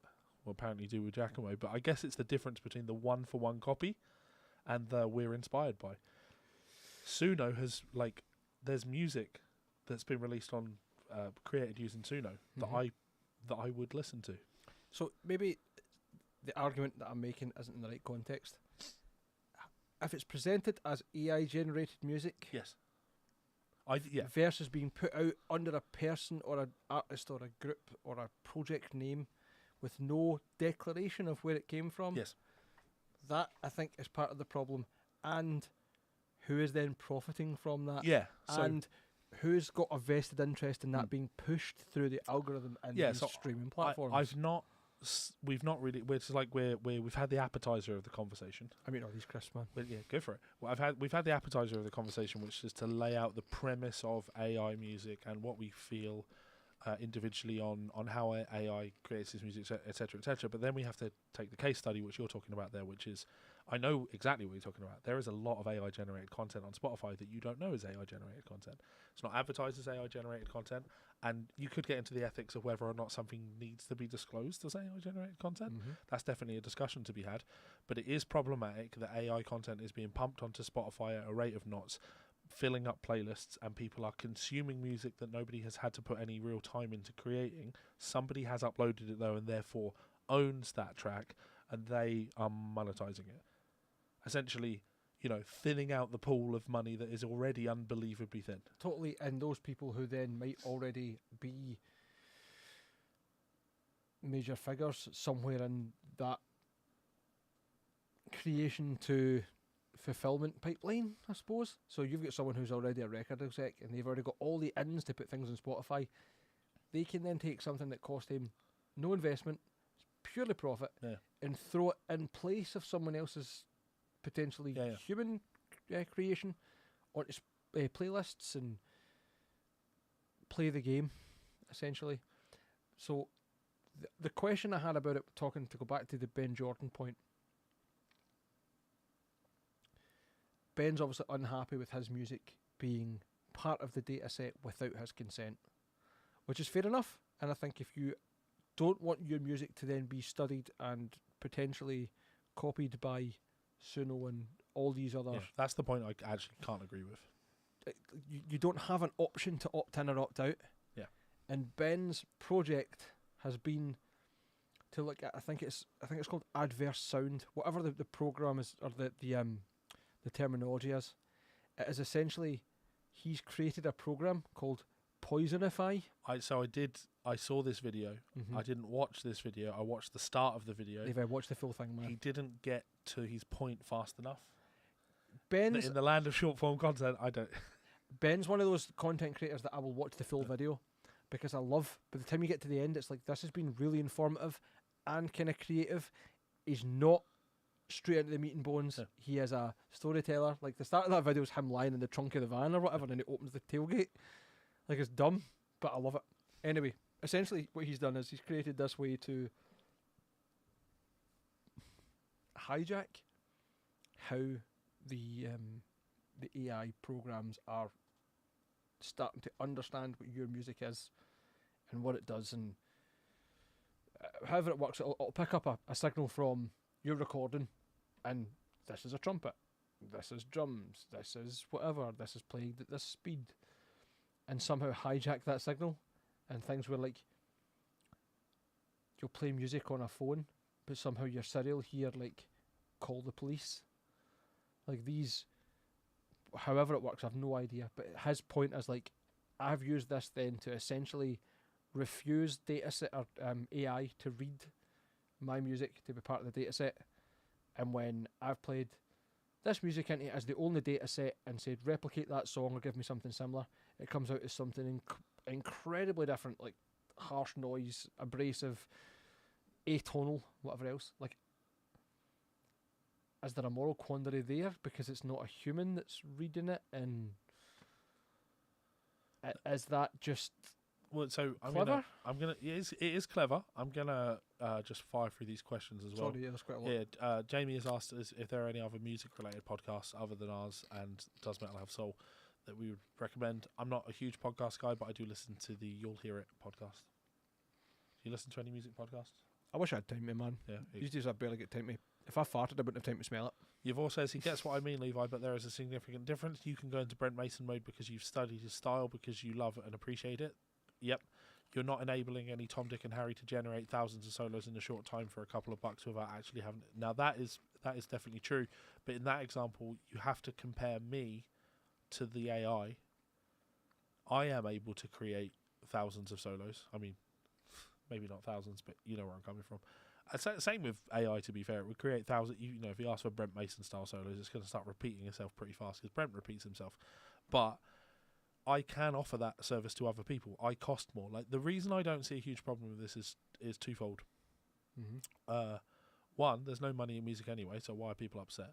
But second of all, who is being misled by the AI music? It's people that consume playlists. Just curate the music that you're listening to.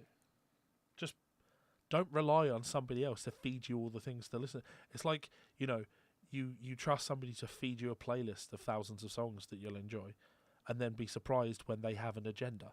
Like, I don't use playlists on Spotify. I make my own playlists sometimes, and I listen to the things that I want to listen to. So I'm never actually at risk of being misled and exposed to AI generated music on Spotify, because I still take an active role in the listening of music. And the people that it's like a self-fulfilling prophecy. This is only a problem to people who don't care about music in the first place, don't care enough about music, that the AI stuff can just slot in there. But I don't think the consumer's the problem, or the questionable party in this. It's the artists who are then losing out on their cut of a pool of money, royalties or payments or whatever, who might be just essentially getting shunned because someone has pressed enter on a computer. I don't know the answer. I don't know. Yeah, if- no, I is don't. that I don't right? think Is there that is an wrong? answer because it's like there's not like an acceptable amount of work that goes into a piece of music before you can then say, well, an acceptable amount's gone into that, so it's valid. Because a lot of electronic music or loop-based music, it's not lesser music than a party cannon record, for example. No. But less work goes into it, and I don't know that we can decide. Like, obviously, it's obvious to say that pressing one button and having it automatically generated for you probably is that line. Mm-hmm. But what if you had to press the button 3 times? Have you then had to work like you didn't just press the button though? You had to give the AI a prompt, so you've actually had to. I hate the term prompt. I know, Fucking- but we Kieran's need to video learn on more AI is about great. it. We've got to learn more about it Oh, because like that's there is no right and wrong answer here, and I just thought it was a really interesting thing to see what other people have got to say. There's been a good few comments. Matt, you've got quite a lot to say on it, which is good. The average intelligence of the internet community is nosediving. It was never up to be start. The Coen brothers movies, Big Lebowski, fantastic. I believe the Coens are now both women. The Coens, not who am I thinking of? I was reading the comment. I missed what you were talking about. The Coen The cone. brothers, who were directors, did they not both transition? They did The Matrix. It's not the Wachowskis. Wachowskis. I'm getting them confused. The Coen brothers. They're asking if they're a Big Lebowski fan. Oh, I see. I haven't seen it in many years, but yes, very funny. AI artists, people calling themselves AI artists, that is laughable. I think personally, my own line is, if you're not really doing it, then it's not you. But who am I to speak of that? I've Go on. to out myself on this. So I'm using some Suno stuff currently, actually, for my web courses. I'm for the ear training stuff. Mm-hmm. One of the important things for training your ear is you have to learn to hear bass lines, listen to bass lines, because you hear things in relation to bass lines. I don't wanna if you have don't to- have a foundation to Yeah. work on with the notes are, then you're not going to know the relative notes. Yeah. Now, I don't want to spend the 20 hours it's going to take to make 10 tracks for backing tracks for my website lessons of tracks that people have never heard, you know. But I also don't just want to use people's copyrighted music on my website when, legally speaking, I have no right to do that. So the solution to that is I've had AI generate.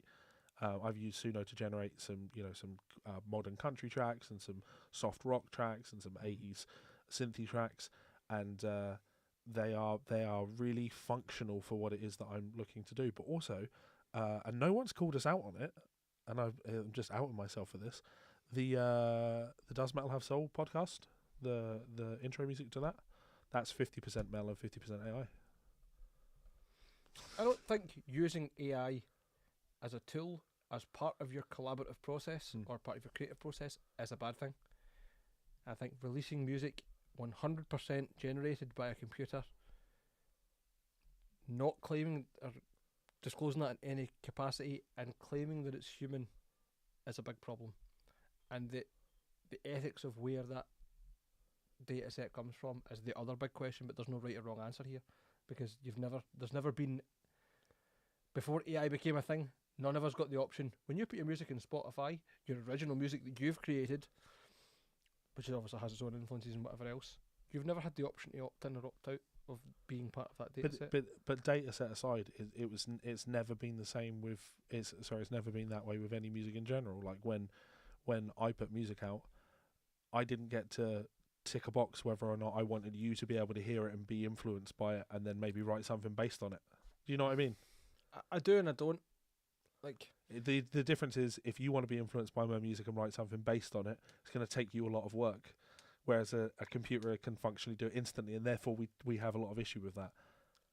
maybe that's what it is. I can't quite put my finger on it. There's something that distinguishes it in my brain. If you're going to steal from somebody else, it should take a lot of work. It shouldn't be instantaneous. No, I don't even think it's that. Because there's plenty of guys out there that copy Guthrie licks and Yeah. still have their own touch on it. At least it's like you have. Maybe it's the effort. Maybe it is that. You might be right. I'm not saying I'm right. I'm just saying this is the way I feel about it. Fair enough. And I try to be as pragmatic as possible rather than let the emotion colour things.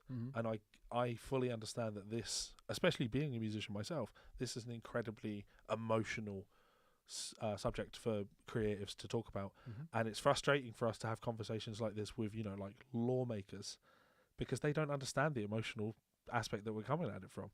Most lawmakers are, in my limited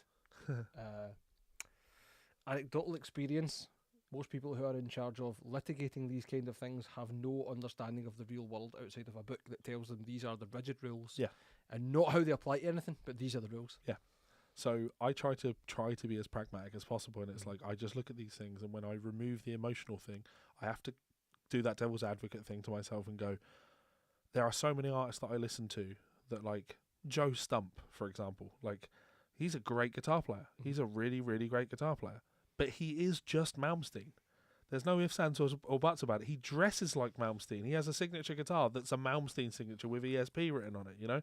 Like, that's who he is and what he's done. He's Suno stealing Malmsteen's content before the concept of AI music was a thing. But no one takes issue with it because he's put in a lot of work in order to be able to do that thing. But maybe the argument here is that the people who do take umbrage to him being that way have a face. There's a specific person that they can hold that Yes. accountability to. Yeah.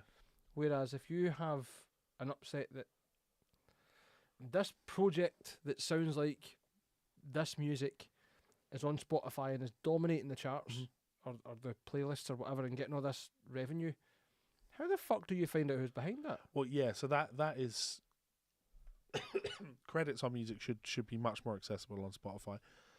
I think that having a face, like the Joe Stump point you make there, is fair, and the solution in that case is, well, the face in this case is Spotify, and it's Spotify. You are within your right to stop using Spotify or any streaming service in general. What's your streaming service of choice these days? YouTube Music. YouTube Music, okay. Just because I've got a premium account through my phone. Yeah. So, like, I enjoy my Spotify, and I pay for I have a Spotify plan, but I also pay for YouTube Premium. So technically, I have YouTube Music. I also pay for Amazon. So technically, I have Amazon Music, but Spotify is my preferred platform because I find it easy to navigate. Their UI is fantastic. Yeah, and because of the way I consume Spotify for a music, long time. I'm not using playlists. Like I say, I don't have to worry about being exposed to a thing like this unless it's something that I want to do. Ultimately, I think it feels quite easy to me. Like, if you take issue with this as a consumer, and we've said this before, as an artist, like you're welcome to pull your music from these platforms. You're welcome to not use these platforms. Let's remember, we said this, we always used to say this back in the day on the podcast, like more than 50% of the Spotify business model comes from people who don't even pay to use the service. So it's like, we're talking about, yes, all right, Spotify is making money, but on paper not making, it's complicated. It's not as successful a business as you would want it to be. And I say that as somebody that, like, in the last year or so has decided to start doing things with his savings. So now my savings goes into the stock market, and Spotify is a publicly traded company. And I can tell you that as a publicly traded company, it's not made me any money. Like, it's not an infinite money spinner. You just see people in business getting paid more than some of the artists that are on there. But the solution to that is don't use the service. Yep. Either as a consumer or as somebody that uploads music to it. I don't think it's worth trying to have both. Like, I want to use this service, which massively devalues the artists that upload the content. Yep. But at the same time, the artists that upload their content know that and still are willing to upload it. So it's like I have to be annoyed on their behalf, despite the fact they're clearly not annoyed enough to not do a thing about it. It's such a logical minefield. You can either put your music on somewhere that doesn't value you, and have the slowest, lamest dog in the race, or you can have no dog in the race, and be very angry about it. Like Michael Lee Firkins, he's great. Monster player. Great player. And last time I saw a post of his on Facebook, if Jason Becker fingerpicks you for you are the man who's going to fill my boots. He probably all right. He put together a new record, and the only place you can buy that is from him at a gig. That's it. Right. Which is a very difficult and awkward choice to make, I suppose, in this fucking day and time. I have the right as a consumer and somebody in business myself to look at that and say, That's a fucking dumb idea. That's the from a business perspective, that's the dumbest thing I think I've seen anybody do in a long time. Having said that, as a creative myself, I also respect his right to do that. If that's the only way you want people to consume your music or to be able to access your music, good idea. I genuinely hope it pays off for him, but the business mind of me is like, that ain't paying off. No, but that's him taking a stand. I think we have moved from consuming music in the sense of you have to buy an album and that's you own that, you've already given them your money and you're taking the risk, to such a service subscription model world that everything is, you need to have access to everything for a tiny amount per month, and you can cancel it anytime, you can be unhappy. If you don't want it, that's fine. But that devalues if there is inherent value to each individual piece. And that's just, what can you do it? This is actually a really interesting subject of discussion. I'm glad we're talking about it, because Matt asked something about you hitting a piano note and me seeing if I can get it right. That's not going to happen. what, Certainly like not perfect tonight. pitch stuff. I don't know. It says unless it's just like a flippant comment, but it basically said it's just have your sidekick go back to that organ and hit a note and see if you get it right. But what does get it right mean? Guess what note it is? I'm guessing.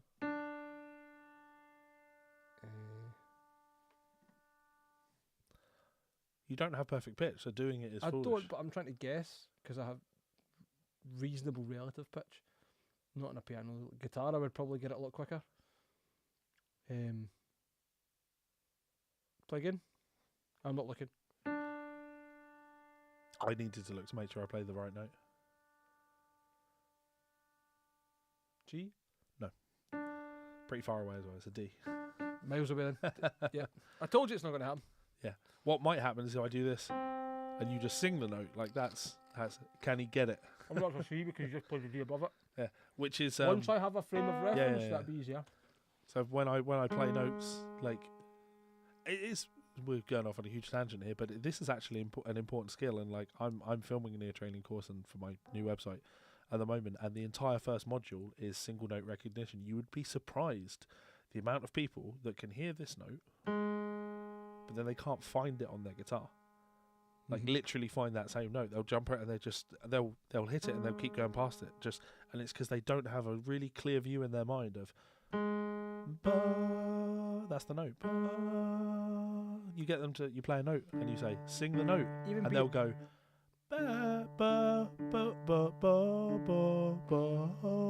They can't do it. Like you've got to do that. That's ear training 101. Not just that, like the change between instrument and even the difference in an octave can throw people off. And you said yourself, I've usually got quite a good ear. Sometimes you hear an octave difference in thing and you're just like, that my brain will not compute this. Which is why you have to train yourself to do what I'm doing there. But also, this is what, we talked about bass notes on recordings, because people struggle to hear. It's very cave. To range. Anyway, we're going majorly off topic. I still can't. Oh yeah, it's there. Okay, got it.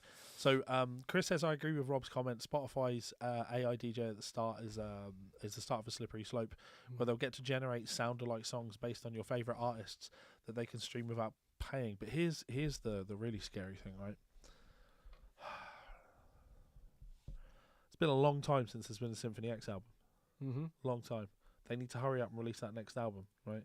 Do they? Mel's dream of AI, and will inevitably get there one day. She currently does it for her own entertainment. She's like actually really interested in the potential of AI, and she's learning about prompts and things like that, and is trying to work it into her workflow of creativity and things. Anyway, point is, one of the things she'll do is she will say, get AI to write a script for a film. Based on, like, write a script for a sequel to the Rocky Horror Picture Show where, people have to go. There's two people that go to Frank's home planet in order to tell his parents that he's dead, or something, whatever it happens to be. And her vision is years from now, technology being so good that she'll be able to sit down and go, right, what do we want to watch on TV tonight? And there's lots of interesting things that you can watch on telly, but you don't need to, because you can just have AI make the thing that you want to watch. And I just... On demand. Yeah, in that situation, I don't know how mad I am about that. Because there are, like... I don't know where this one jumped into my head, but it did. Let's go there. You know what I want to watch? I want to sit and watch the final season of the Sarah Connor Chronicles, Right. which was the Terminator TV show that was cancelled at season 3 or whatever point is. It didn't finish. Yep. And it ended on a cliffhanger. That's what I want to watch tonight. And I just, as a consumer, it doesn't bother me that this thing that I'm watching, if it's good enough, it doesn't matter to me where it's come from. And I want the new Symphony X album to come out. And I don't know how long it's going to take. But if you're telling me a few years from now I'm going to be able to just press a button and automatically generate a new Symphony X album, I don't know how mad I am about that. You know what AI can't do? Play gigs. It's true. So there's always that. There's always going to be that. Mm-hmm. But the music side of things, Media creation. I'm cancelling my own career. Just start putting tabs out. Like somebody's actually asked about that. Like how feasible would AI music transcription look? It's Jamie. Hiya, Jamie. Long Yeah, I time no think see, you said man. that I did a video on it. And Yep. Yeah. Do you still see it getting any more accurate, or do you see it getting any more accurate and I don't see it personally? No, for the same reasons that I said in my video. AI. So many people have all these views about what AI is and how it works. It doesn't know things, you know. It is merely collating data Yeah, and making educated guesses as to what things are and aren't. yeah. But it doesn't, in fact, listen, you know.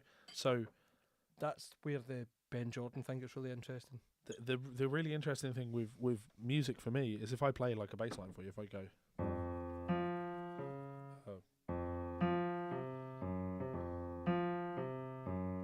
Where's the beat? Could be anywhere. 1, 2, 3, 4. 1, 2, 3, 4. But why is it not 1, 2, 3, 4? Because there's a swing in the notes you're playing in the centre. But that's a personal interpretation. Yeah, right. And as it currently stands, that will never change because the beat isn't a thing. There's no such thing as the beat. The beat is a perceived thing. It's something that we perceive. It's not a tangible thing that you can touch. So sometimes, and I get this on... It's a human construct. Yeah, I get this with videos that I transcribe. Like I did a Glenn Campbell video where he's playing at 340 BPM. And he is playing at 340 BPM. You can't argue with it. Mm-hmm. But some people are like, no, it's actually... 170 double time. Yeah, yeah. They're like, that should just be with 16th notes. And I'm like, but why? And they're like, because it's easier to read that way. And it's like, it doesn't matter, right? The bass is playing a 2 feel. The snare drum is on 2 and 4 on the backbeat. That tells us where the beat is, right? From an academic perspective. So that's correct. But it still is interpretive. And as it currently stands, well, the last time I looked at AI transcriptions, it could only do like, you know, solo instrument things. Mm-hmm. And you had to tell it where the beat was. Because it didn't...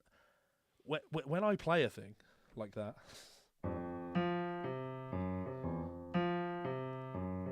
And there's a little bit out of time of speeding up and slowing down. When I speed up and slow down, you follow that. Your perception of where the beat is has changed. Because I don't have a metronome. And AI needs to be told that, oh, the beat has slowed down. So now you're hearing this thing in relation to a different beat.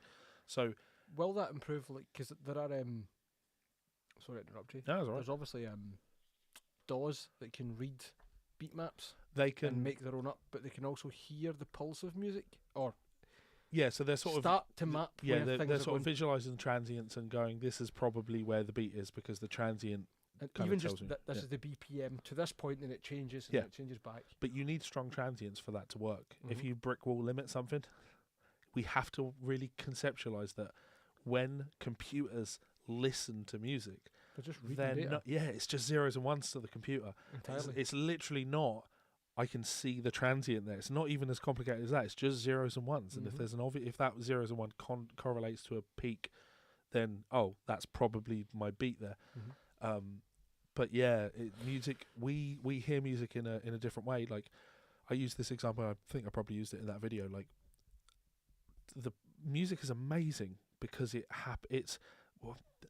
quote is art is what we use to decorate space, and music is what we use to decorate time. Mm-hmm. Beautiful way of looking at it, right?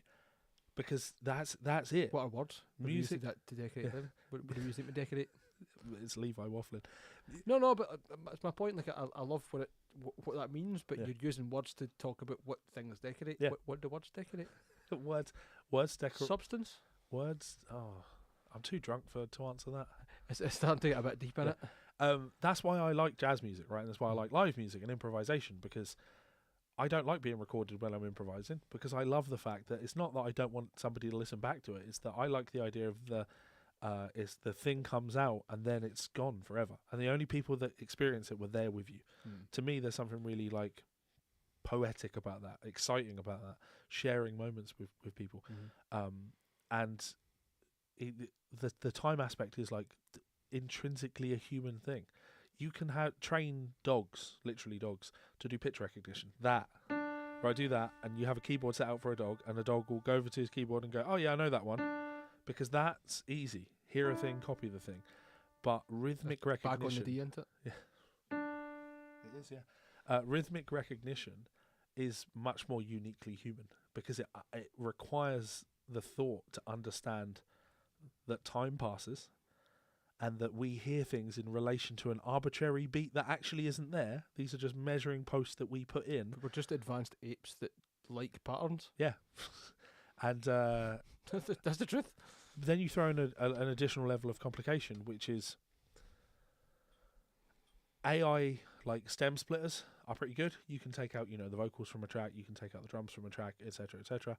But if you have 3 guitar players playing, you can't split those 3 rhythm guitar parts into separate things, because AI doesn't know. It's just like, hear that sound there, that's guitar. Yep.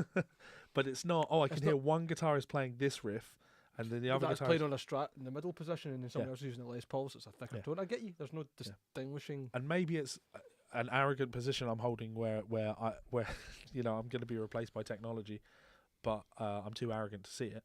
But I've been arrogant about this for a very long time, and I go to that video every now and again, and people are like, "I'm telling you, man, like AI will replace you," and I'm like, "When? Tell me when?"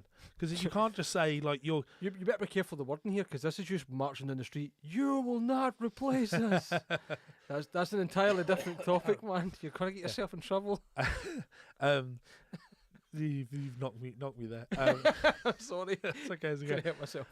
Yeah. So if you're going to say AI is going to replace me, based on the fact that AI is a buzzword to you and you think AI is all powerful, like no, commit to it.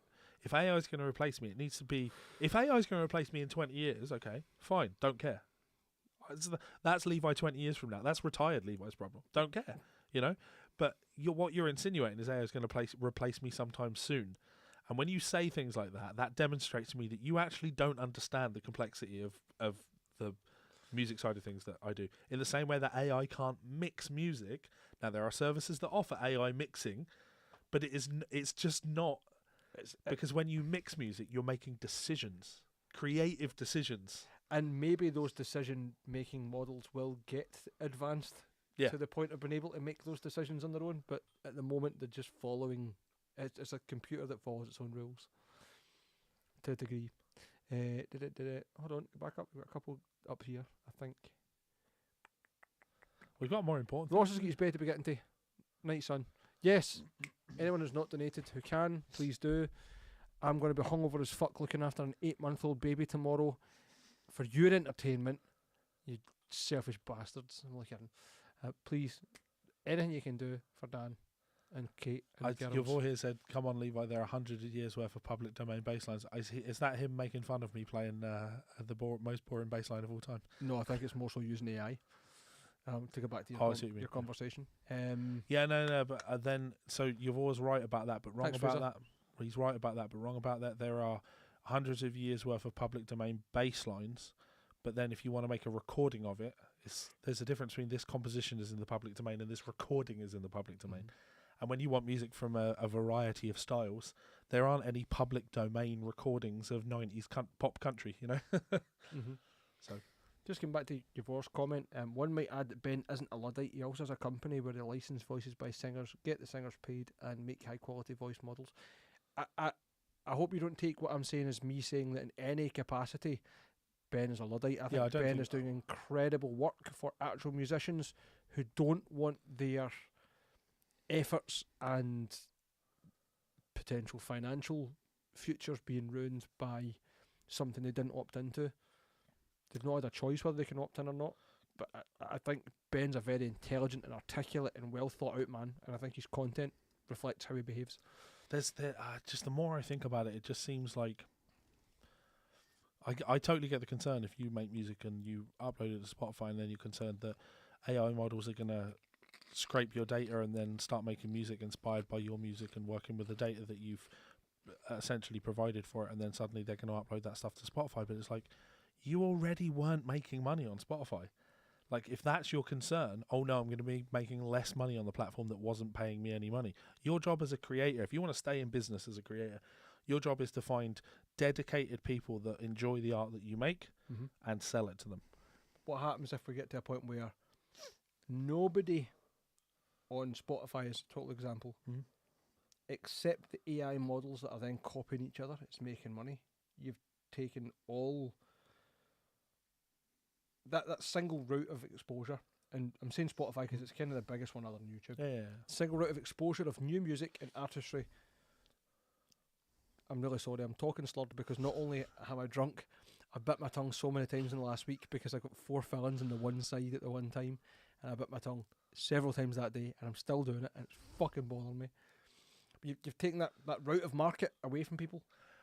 You've got... I believe in a free market, and I think that in situations like that, the market corrects. That's the beauty of a free market is that... What is the correction from AI models training AI models training AI models training AI models training AI models? Spotify loses all its listeners. And the reason Spotify loses all of its listeners is because once you reach that kind of... Saturation point where that's happening, then guess what? All of the artists suddenly stop uploading music to Spotify. And then suddenly it becomes incredibly apparent. You okay? Yeah, I'm just coming to be nosy. Okay. Join us. Yeah, you will love this conversation. Yeah, pull a bench up. Pull a bench up. Yeah, you know, there's organ benches. Oh no, they're too heavy to move. No, they're not. Do you want to sit up on the bench? No, don't do that. I'm not being daft. What was I saying? I'm being saturation. daft, but no change to usual. Point of saturation. Yeah. AI. Yeah, point of And saturation. streaming sites. Creators will stop uploading content, and consumers won't want to use a platform where content isn't being uploaded that they actually actively enjoy. Do they know? There's a question. No, they don't. They don't join me. currently. No, I've got a microphone now. Oh, you do? Oh, got a pure fancy mic. Sorry, I've interrupted the You're flow of shocking. conversation. No. You have joined in at a Right. peak It's moment. currently not plugged in, but I'll plug it in. Oh no. We're just like we're half cutting talk shite, to be honest. If I'm being completely candid here, but we're talking about AI and the AI training on data sets that aren't necessarily taken in any legal or ethical standard. Suno being one example, taking all their audio or their data set from YouTube or Spotify. And what do you do when you get to the point of market saturation where people are not making money, or legitimate artists aren't making money, and a person who's wrote a prompt into a computer who actually works at a top level executive part in a record label, who then has the contacts to put this onto all the playlists, is making all the money. That's working. Talk, Mel. Hello. Can I hear you? Can we hear Mel? Oh. The ethical boundaries of how far does that go? Levi thinks the market corrects itself. You're going to hear all my mouth noise. This is horrific. Welcome to my ASR channel. The reason the topic came up is, you know Ben Jordan, YouTuber? No. You would love his content. Oh really? I think so. He's pretty quirky.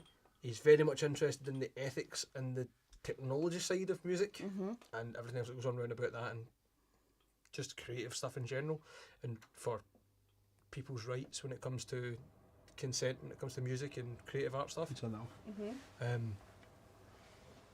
But essentially did a video recently where he's talking about AI and the data sets that AI have been trained on, and him not being happy that his music is included in those data sets without his consent or without his explicit consent. Right. So he's went and programmed some, fuck knows how he's done it, some sort of... Sorry to interrupt, just for a second. Somebody said, how do you make the tabs? And I'm not entirely sure if that's a question or if that's an implication. You know what I mean? Like, Like, but Levi, you have a channel where you just use AI to make tabs. Do you? Fucking hell, mate! If I could reach for a screen and punch people, the amount of people that are just like, this is just AI generated shite. Oh my god, the hours that I put into this fucking shit I make. The amount of times I've watched you stupefy me, playing with the keyboard as if you're playing a video game, literally typing out tab, real time, rewinding music 3-4 times within a millisecond to go back to go. Actually, no, that's not a bend, that's a slide, and then move on. It's like watching somebody fucking playing, I don't know, like some sort of film where it's like everybody's moving back in time and you're correcting something in a timeline. It's insane. Like a stenographer in the court, you know, when they do their typing. No, because they don't pause time. Yeah. They don't rewind time and correct things. It's just, it's obscene to watch. Levi's tabs are as legit as they get, and his workflow is frightening. And that's for somebody who can't read music and only reads tab.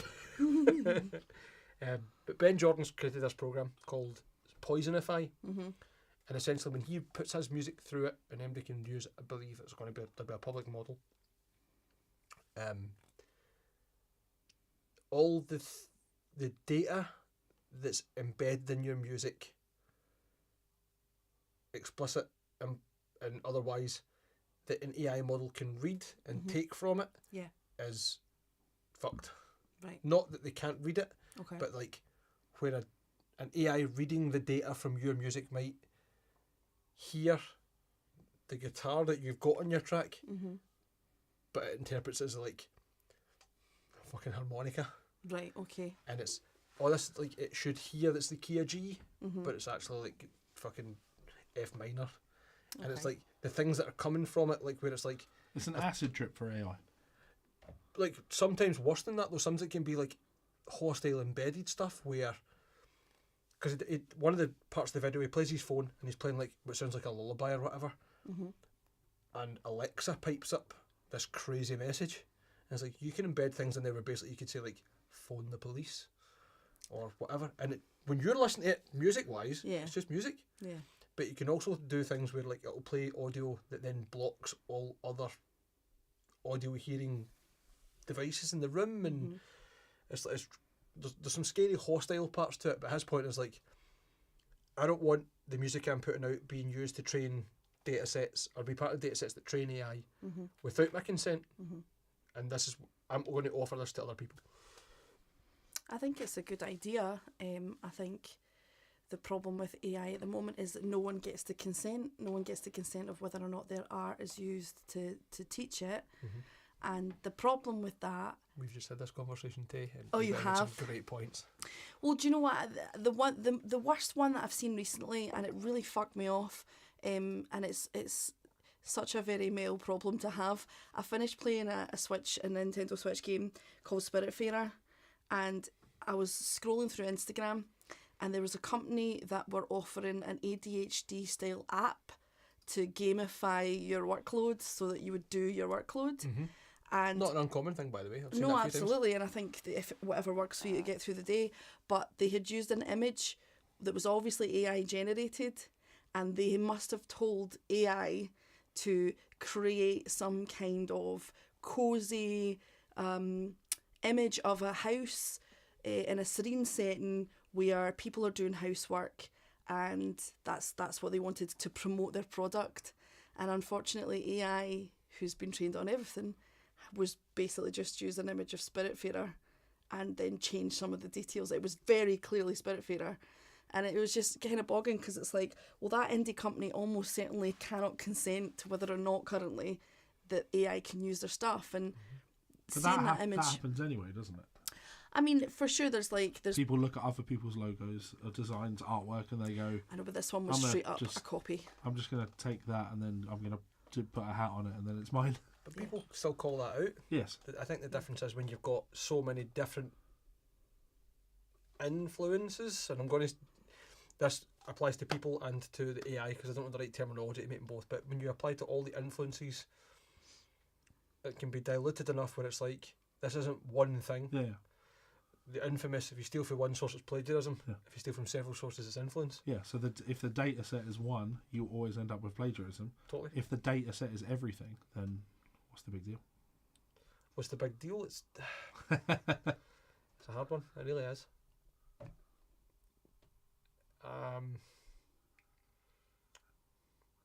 Far too much alcohol to. You're looking at me as if I've got the answer. And the No, answer, I'm not. I'm deliberately asking tricky questions and then watching you go. You've always been the devil's advocate. Yeah. Always been. I don't know. There's no real answer. I don't think. No. Is there? And it's. But there. Choice of being human. While I say I don't think there's an answer. I do think the free market and the correction of the free market is the thing that you have to hope for, which is if it becomes as widespread as the doom and gloomers say it's going to be, where you would Spotify is no longer artists. It's literally one or two executives pumping things at an AI. Yeah, like pull the plug and get to fuck. In theory, we could already make that as a platform, right? You and I could go on Suno, generate 1,000 tracks, and then make a streaming platform that's free for people. So Spotify you get AI. Yeah, Levi Clay So I've just spoiled the guided practice routines first April Fool's thing that we're planning on launching. So what was I saying there? Oh yeah, so we could do this ourselves, right? We could have a platform where all the music was AI generated, right? But you've already failed because you will have no consumers of it because that's not what people want. And if Spotify, I think there's a difference between adding a little bit of juice to the pot with some AI music on Spotify, but there's a tipping point where you've now added too much. You've added so much that when people listen to music, 20% of the music that they consume is AI, 50% of the music. There comes a point where people are like, I don't want this anymore. And I know. Do they know is the question? Yeah, so I knew you were going to say that. And no, they don't know, but they will notice when the actual artists that they do know the names of leave. So suddenly there's these artists that they are consuming who are maybe AI artists, but that only goes so far because it's like, okay, there's this cool AI artist. Oh, I wonder when they're going to play my town. Oh wait, they've never played any gigs. Like, oh, I can't find a picture of this artist, and suddenly then it starts to click. Oh, this isn't actually a person. Last year there was a death metal band who were apparently from Japan, who weren't a band. It was an AI prompt. It was AI art. I think the name was generated through AI and the music was all AI, and people were raving about it until it came out. One person went, some of it doesn't sound right, and it was the vocals I think didn't sound right. Yeah. And when people started digging, it's like, no, this is all AI generated. But and they've also like, not played any gigs, and there's not photos but of there them. doesn't need to be for the niche offshoots of death metal. Sure. Hyper blasting brutal death metal. Nobody's going to be like, have they played in? Yeah, because testosterone has taken over at that point. You know what I mean? But not even just that. Like, there's a lot of these things that are literally just internet projects. Yeah. And it's just like, you don't know who they are. You don't know who the people are behind the art or who are write the music. It's just out there. Not in a good way. It's a very niche community, though. That's my point. Yeah. But it took a while before, or seemed to be like maybe a month or so before people were like, 'cause when I first heard it, I was like, I don't know if it's badly recorded or what, but something's not right there. Yeah. And the instruments and stuff, it wasn't too obvious. It was the vocals, especially the high screamy vocals. Something sounded really weird about them, and I was like, maybe it's just a unique voice. I don't They know. all sound like they're underwater. Right, I'll let you crack on. I just came in to be nosy and see what was happening. You know what to stay? Talk about brutal death metal? No, fair. I don't think I can add anything to the conversation, which is why. You're a creative. Like, you are actually the third side of this triangle. Mike is in a band that plays music. How much of the party kind of music is written by you? That's a very loose term there, music. Plays music, yeah. How I much? play guitar. Yeah. You play noise. How much of the music is composed by you? Practically zero. Yeah. If not zero. But you are in a band that goes out and tours the world. Correct. I write nothing and do nothing. Big fat lazy bitch, if I'm honest. Stop it. And Mel is a songwriter. So You don't do nothing. You maybe don't put out music in terms of like, this is just for public consumption. You don't do nothing. There's never been a point in your life, even when you sleep, you're usually doing things. You go on holiday to write books. Yeah. Don't hit me with doing nothing. Well, that's it, isn't it? I don't put my time into areas where I don't see a potential. So the fact that we're here having a conversation about something that I had already given up on before AI was a problem is like, I'm just ahead of the curve on this one. Maybe we'll get an AI podcast happening. I see those actually. I see there's an AI Google AI podcast that just Yeah. So I can go on. It scrapes YouTube and places for drama stories, like for example the Giacomo thing, There's and so then many it's of two those people real having a crime ones. conversation. But then you listen to it for a little bit, and you're like, "There's something really uncanny about this." First of all, their voices are a little bit too perfect, but more importantly, as you see, when two people have a conversation in a podcast, you do interrupt each other. You cut into each other's, and the lines run over a little bit. And this is just like so perfect. Imperfect conversations are weird, man. Perfect conversations are weird. Have you heard the Google AI Gemini talk at all? No. Ask that question. How many fans do the band Party Cannon have? None.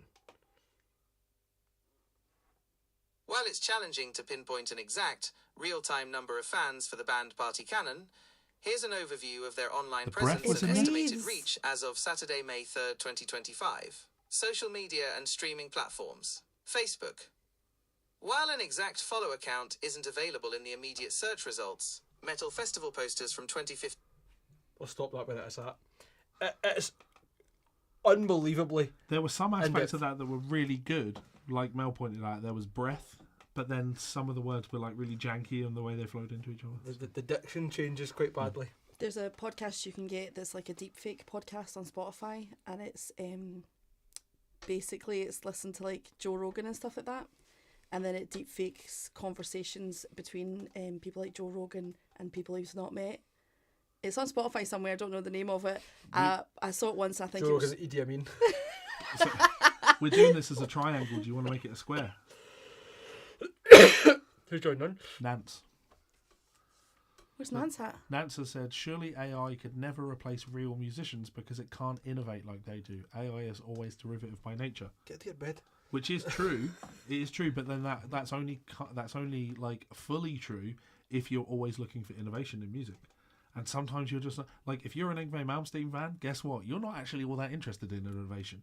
You just want to hear the same album but slightly worse over and over and You over. like again. neoclassical metal, Yeah, and that's as far as you're going to get yeah, potentially. yeah. So, if AI replaced music, then innovation would stop. Yeah, I think that would be. Though we say that once AI has consumed enough, does it then reach the point where it can? The concept being machine learning, can AI get to the point where it learns what it means to create? No, because it needs prompts. It needs to be told what to create from the data it knows. But how long until it prompts itself? I don't see it happening. How long until it takes the initiative? How long until Skynet's self-aware? Yeah. I don't see it happening. I don't think it's intelligent enough, even as neural networks, for it to. We've got the wrong person on the podcast because Jake Wilson's here. The great Jake Wilson, the guitar player. Mm-hmm. Dr. Jake Wilson, a very intelligent person, talking about the data set cannot be won with a human. Human interpretation is synthetic in a different way.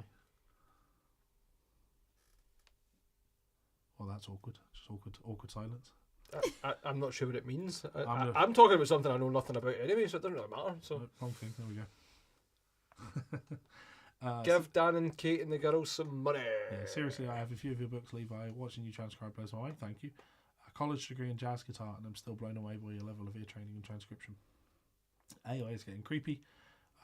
Ray Kurzweil's book on the future of artificial intelligence 10 years ago, and all that stuff he predicted is coming true.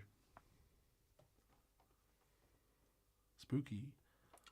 So just a reminder, everybody, we have this donate link. If you could scan that on your phones and go and donate, we're not going to be on for a whole lot longer because we've been here for many hours. And I'm old. we sold that pedal. Oh, you did? Yeah, and we And the other sold one. a rev pedal. Oh, nice. So we said we want In the first if 10 somebody minutes. donates 300, they can have this. So Chris Lock gave us 300. Yep. Oh, Chris. And then we had the rev pedal, and we're like, if somebody gives us 200, they can have a rev pedal. And so Chris Lock donated 200. Oh, he's such a lovely So man. Chris has just taken everything from everyone. More or less. But it's very much appreciated. We don't appreciate it. It's not doing anything for us. We are a community, and we look out for each other. And Daniel and his family are in need of help. So if you could go to that link that's on screen currently, scan it, and donate a few pounds.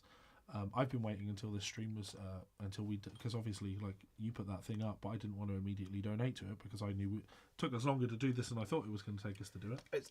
Even putting the link up, putting the thing together took a lot longer than I expected. I was talking to you this before Christmas. Yeah. And that's not badness in any part or anybody dragging their heels. It's just how it happens. Yeah. People have got other things going on. Yeah. It's a bad. I've already mentioned it. Is a bad time for it. We are in a cost of living crisis. Everything is so painfully expensive currently. I moved. Electric is a rage for you. I moved electric and gas suppliers. Went to Octopus because they told me, we can do it for this because EDF. Did they tell you they can do it for cheaper per month? They told me they can. They said the monthly payments will be. Yeah. I love how they missell people on that because you could technically fucking ruin them on that. Go on. Did you use your actual consumption figures? Did you say this is exactly how much I used last month? No. Or last year? No. Then it's not a true comparison. When you use gas and electric, it isn't on-demand fuel. Yeah, of course. And what you used last year isn't the same as this year. Yeah. If they go by national averages and they tell you you're only going to pay X amount per month, a lot of shite. Yes. I can't say, based on what I charge you per litre of petrol, if you go to the petrol station, you're going to be £20 a month. Because it's not true. No, but you're not looking for well, I guess some people are looking for a literal, accurate, this is how much I'll pay per month. It's often missold to people in that capacity. They think they're on a fixed tariff. Yeah. And their Oh, understanding of fixed tariff isn't Sure. you pay a fixed amount per unit of energy. Sure. Yeah, my understanding wasn't that. My understanding was this is what they're estimating my monthly costs are going to be. Yes. Which I was fine with because it was far less than what EDF were putting my prices up to. Because they haven't looked at your actual consumption. Exactly. So it came in, and now my account's been getting more and more in debt, and they're like, right, we're now going to have to adjust your direct debit to bring it in line with your actual usage. And now it's £60 more than EDF. So my gas and electric now cost me like £300 a month. Nance and I were at one point £350 a month for gas and electric. How? Because that is a big old cold house. Oh, yeah. High ceilings, sandstone fucking walls. Yeah. Damn. And it's a lot of space to heat. It's just an have efficient to space to heat. learn and get used to being cold. Kenny's already wearing 5 jumpers. No, it's a lot better now. That was an accumulated kind of thing. It's insanity. So, do you want me to rage about Malmsteen? I'm going to read this first question though. Sure. Curious how your energy prices are in the UK. I lived in Ori in Surbiton. Where is that? Remember way back the groceries and the fuel were very expensive compared to the United States. We have some of the most expensive gas and electric prices in the world in the UK. I think some people say it is the most expensive, but I think usually when people say that, it may well be true, but they're usually in the using developed it as world, as they call it. they're usually using it as an example of how bad Labour have been as a government. So you're using it as a way to take down a political opponent. It's been like that since before Labour were here, Yeah. and it will not change. Is the gist of that? Labour aren't doing good. Yeah. The Conservatives were doing worse. I don't know, actually. I think they've done equally bad to each other. Maybe the difference is intent there. Yeah, well, That being said, as someone who's generally left-leaning, I think Keir Starmer might as well be a Tory with a different colour tie. Genuinely, but we're not getting into politics, man, because it's just not going to end well. Energy prices in the UK. Talking about the UK specifically. Yep. Should we do regional pricing based on unit pricing? Probably, I think it's either within the UK or within the EU, we would go from the most expensive to like the third cheapest, specifically in Scotland because of the amount that's produced from North Sea oil and hydropower and wind. The amount of renewables in Scotland is obscene, not in a bad way, in a very good way. However, how everything's set up, including how much of the sea is counted as England and how much of the sea is counted as Scotland, regardless of where it is based on the border, and who's got control of that, everyone gets fucked. Everyone gets fucked. yeah, so the answer is we have the highest energy prices in the world. We are being bummed. Yeah, it's it's pretty grim. It's not So, nice. Malmsteen rage. You want some Malmsteen rage? Please tell me. So, I put up a transcription of a Malmsteen solo from the Young Guitar video. Yeah, so you've seen it. partially followed this. From the young guitar video. Now, it's a clip of him playing "I'll See the Light Tonight." I've already got a video of him playing "I'll See the Light Tonight" on my channel, actually, from the live concert. You know, the famous live video. Alcatraz? No, that's a band. Oh, I thought the Alcatraz one was him playing at Alcatraz. No. I don't follow a lot of Malmsteen, as you can Yeah, tell. sure. Anyway, that's been up on my channel for years. But this one, I posted this one, and I don't. For almost all the transcriptions I post on my channel, almost all the transcriptions I post on my channel, they don't get monetized by me. It'd be pointless to do so, because the minute you put the video up, they're probably going to get claimed, aren't they? Exactly. So, and I'll pull up an example so people can see it, because I like to use this as an example of like.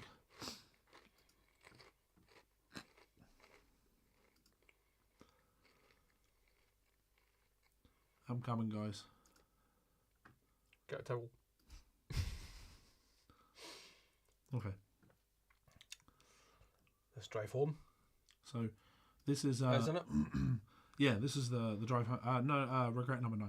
Oh, So this is it's the not the greatest because it's not drive home. However, we won't argue. This is the regret number 9 solo, right? Mm-hmm. My video of that has had over 1 million views, and the revenue I've made from it has been $0.001. Sell right? this. You can move Because to the Maldives.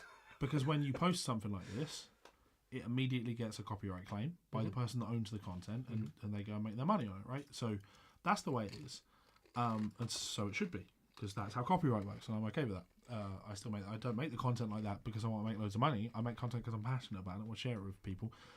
But also there's an advertising opportunity there. You know, I'm very good at what I do. Maybe you want to hire me to do what I do, and we can do it for you and put product out. Anyway, point is, that's how it is. So when I uploaded this video, it was claimed by Malmsteen's publisher because he owns I'll See the Light Tonight. Fair play, no worries. Not going to see a complaint from me. Unfortunately, the title for the video was Yngwie Malmsteen doesn't like donuts. ... He likes shred guitar, right?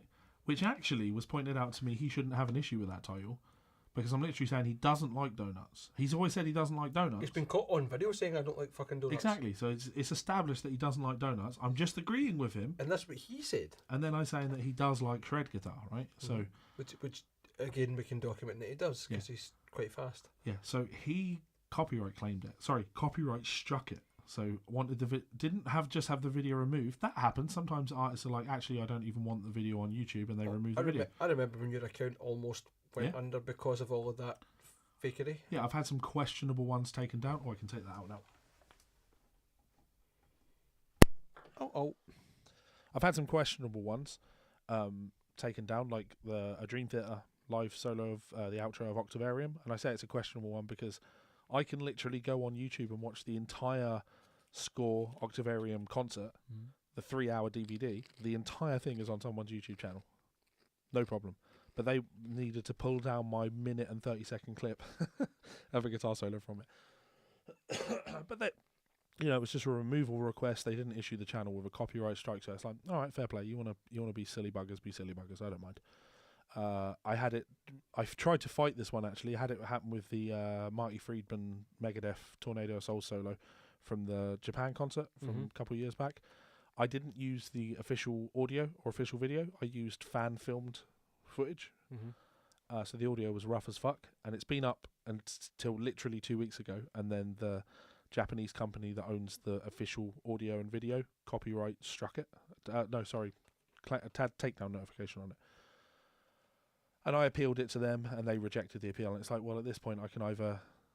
You're clearly morons. Like, this is such an obvious fair use case, but you're adamant. So this one could result in a lawsuit, and, like, I don't have the energy for it. Anyway, Malmsteen took it down and issued my channel with a copyright strike. And that's one of those 3 strikes and you're out thing. And people are like, but Levi, how do you know it was Malmsteen that did it? And he uses the same throwaway Gmail account.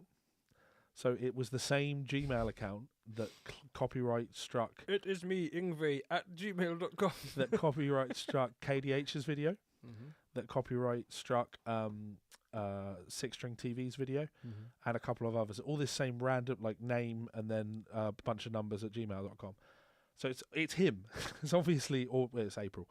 Obviously doing it anytime someone's critical of him. That's what it is, right? So ultimately they took issue with my video and with the title of the video.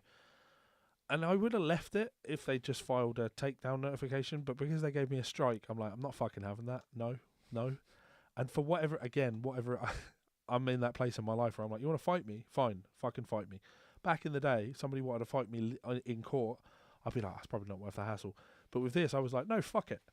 If that fat prick wants to see me in court, That's how you really feel. yeah, because it's scummy. It's scummy, I right? agree. Here's the sad thing: he does own the publishing to "I'll See the Light Tonight." He does. That's his song, Just fine. but he doesn't own that video.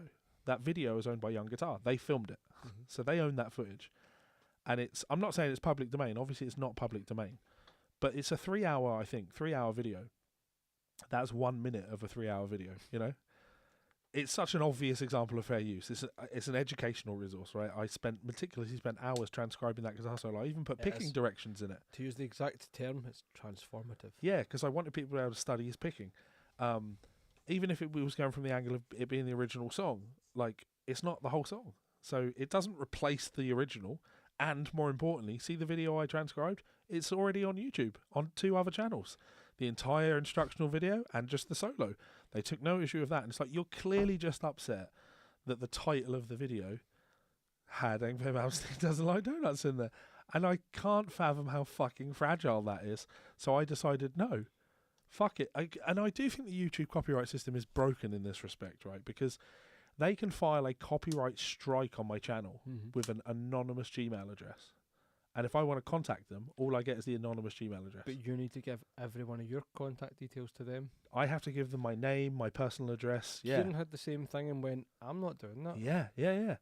That's broken. Perverse. There was part of me that was like, I don't want to fill this in, just not from a legal perspective, but it suddenly seems apparent that, like, I don't know, Joey Landreth, right? You really like Joey Landreth? Go and copyright strike one of his videos. Then he'll have to give you his address, you know? Aye, it's fucked up. So unbelievably broken. And I just think that they should have to provide their name and address when they file it. Because they filed it. And I'm of the opinion that that was an illegal copyright, an abuse of the DMCA system, right? What if I want to take legal action against him? I don't, but what if I wanted to take legal action against him? I'm not provided with any contact information. But in this case, for whatever reason, I was like, no. Fuck that fat prick. He doesn't like donuts, and at the end of this, he's not going to like me either. He doesn't like me anyway. It didn't like you to start with, man. Yeah, exactly. Which is a shame in his part, because he I could really have quality transcription. We can if make he some was really good product together. But unfortunately, he's got to be a fucking egomaniac. So I've decided to fight it, and then for like 12 days or whatever, no, it's 14 days because it's 10 days, 10 business days, and then taking to weekends, 2 weeks. For 2 weeks, I sat at my door every morning waiting for a lawsuit to come in, because that's the only way you're getting that video to stay down is to see me in court. And I cannot wait to make a YouTube video saying I'm being sued by a big fat fuck. Yes, all right, I'm being sued by a mirror. I get it. We're both big fat fucks. It fucked me off no end, because like I say, if it was just a copyright takedown, fine. I love seeing you angry, man, because it's just, you're so calm these days, you're so zen. Yeah. But an actual copyright strike, that's just so beyond the pale. It's abusive. Like, it's abusing a system that shouldn't be abused. And I think the more annoying thing is there seems to be no repercussion for people who take the piss out of the system. Which is why they use an anonymous Gmail account. Because if they use the official, at malmsteenmanagement.com or whatever it happens to be, what happens in that scenario is suddenly the email address gets flagged and you're not allowed to... Ferrari owner at Miami.com. Yeah. And it is sad because, like, I like his music, or at least I like the first 4 albums or whatever. No, probably the first 6 albums. He's an undeniably influential, Yes. massively influential member of the modern guitar community. He undeniably used to be really good. But it just gets progressively worse as he continues. And unfortunately, like, mate, Lars, it is Lars, isn't it? His name's Lars. You're releasing these albums. The camera's there, it's not there. You're releasing these albums, like, genuinely, mate. I think the last album was called Parabellum. What's more embarrassing? Me uploading a video saying Engve Malmsteen doesn't like donuts, he likes shred guitar, or fucking Parabellum? I don't mean the title, I mean the actual fucking album. Like, you put that out with a serious face and ask people to pay money for that, and you think that's somehow less embarrassing than me posting an incredible video of you with a detailed transcription of what you're doing. Like, fucking priorities. Parabellum versus Parabellians. Yeah, so anyway, the silver lining to that one is once the copyright strike is Dealt with. not dealt with, like they didn't protect it, they didn't do anything, so the video's back up, you can now watch the video. I did change the title to something less inflammatory. Fuck up, Malmsteen. No, there's nothing inflammatory about the title anymore, because like no reason to poke the bear. I mean, I appreciate I've just sat and called him a fat fuck several times, which means this is going to be copyright struck now. Yeah, imagine he's in the live stream. Yeah. Raging about it. Get fucked. That fucking Levi's been talking about me again. Yeah. Well, what are you going to do about it? I see you in court, you prick. So I was just really looking forward to it, because the idea of making a video saying Malmsteen is suing me is just too funny, far too fucking funny. And yeah, you know, what am I going to lose in that situation? I'm going to get sued for what? Like, you've got to show loss of earnings in that situation. What have I cost you money here in this situation? Oh no, I had to pay for another 5 4x12s on stage because Levi was nasty to me. No one's been able to. No one had a reason to go and buy that instructional video that you can't buy because I don't own it and it's been out of print for many years and you can watch the whole thing for free on YouTube anyway. What a son of a bitch! He's really taken. Like, come on. I Streisand that motherfucker into business. Anyway, the beauty is now the copyright strike has been dealt with. What's happened now is he no longer has the monetization claim on the video either. So before, the video was up and he was getting all the money for it, but now because he hasn't defended it, I now get all the money for that video. So, I mean, I can see how much money it is. Let's have a quick. You got the Ingve money. It's not a lot of money. The Ingve money. It's not a lot of money, but I think the numbers are. That 6-string TV talking about Giacomo again there. I'll have a look. Was that right? Just whatever I see on the mainstream, the main page there. Might not have been him. $20. And I know what you're thinking. That is a lot of Dunkin' Donuts. Look, yeah, that's exactly what I was going to say. So look, that's where it suddenly became mine. I'm going to actually nip down to Tim Hortons tomorrow and spend $20 on donuts. Hell yeah! Like, make sure there's a video of it. Yeah, Ingve, you know where these came from. You paid for them, you big fat fuck.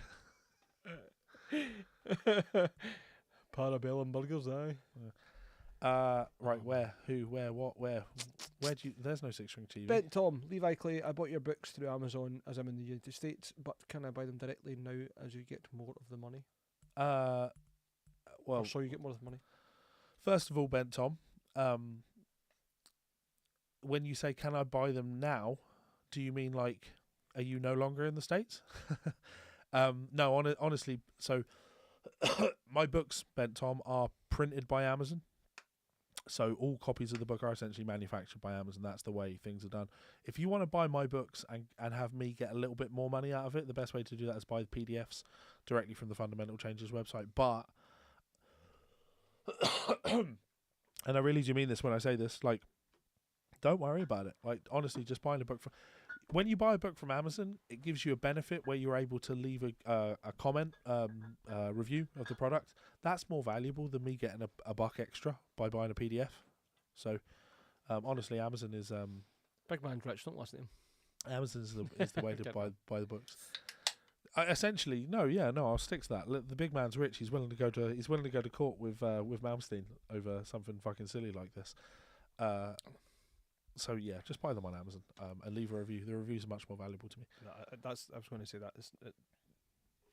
Being comfortable is more important to you than making lots of money. And I think people having quality access and access to quality materials and supporting you in whatever way they can has always been what you've championed than what gets me more money. As far as I can tell. Unless maybe you're just taking like the Party Cannon songs and training your own data set for AI. The least popular AI of all time. Shit, no.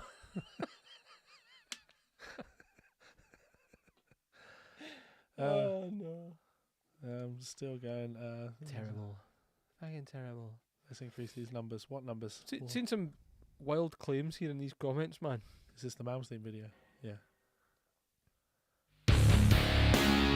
I'm not going to play it because I don't want him claiming it. Imagine he claimed the podcast. The full live stream. So Ben Tom, if you want to support what it is that I'm doing, I would urge you to head on over to leviclay.com and just sign up for my newsletter there. It's completely free, but then you'll get the information when guidedpracticeroutines.com, my website, launches and goes live, and you can join us for guided practice routines. And it's an absurd amount of work that's gone into that. There's over literally over 100 hours of content that I've uploaded to that website so far. It's really weird because just as a total coincidence, I'm starting a website called routinepracticeguides.com and it's just all of Levi Clay's content. Just about half the price. No, it's the same price. Oh. It's just that I get the money. Joke's on you, I've lowered my price now. So have I, obviously. Damn it. That's how that works. Mine's free now. Mine was less than free at all times. You pay people to use yours. Nice. I just send it to your website. Yeah. So yeah, do that. That's would be very much appreciated, Ben. And like obviously throughout this stream, I've not plugged my Patreon page. This stream isn't an opportunity for me to make money. I can do that on other things. You know, if you're actually rich in spirit and you want to go and donate to Daniel's cause, scan the code on screen. Yep. I mean, I do appreciate one of the reasons that donations on this may well have been light is because I probably haven't been smart enough to put the link in the description for the video. Or maybe I did. I can't check currently. And if people are watching this on their phone, they can't scan the QR code. That's what it is. Yeah. But at any point, leave it in the comments. I'm sure people put in the comments. Even if you want to leave anonymous donation of whatever you can afford, it doesn't matter if you can't either. The fact that you've even been here means a lot. Yeah. And you can give would greatly matter too. Never mind Levi and I, fuck that. To Dan and Kate and the girls. Yeah. And if Yvonne, I know you're listening, if you could post a link to that in oh no, I can do it here, can't I? Got it here. In fact, oh no, I don't have it copied. Right click, man, you'll be fine. Because I don't want the whole link. Oh, yeah, I get you.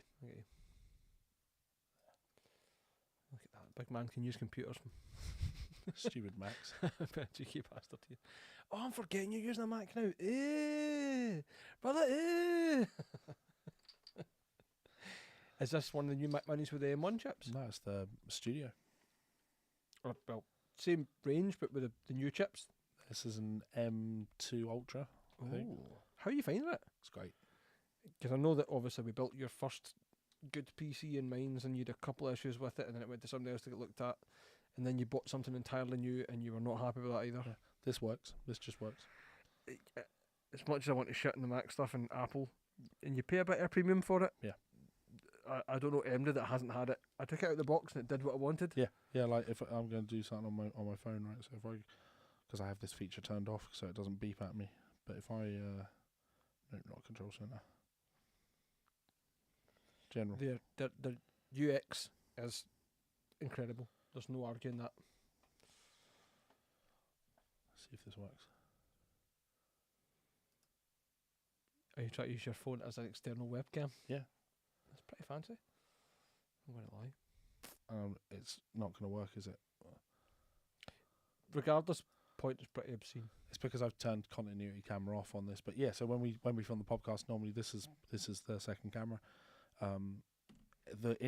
What it is that I love about it is the integration between all my now, because everything I use is Apple. Mm-hmm. I've got the phone, the iPad, and I have a MacBook Pro that I do most of my work on. I actually don't use the Studio all that much, and they just connect with each other so fluidly.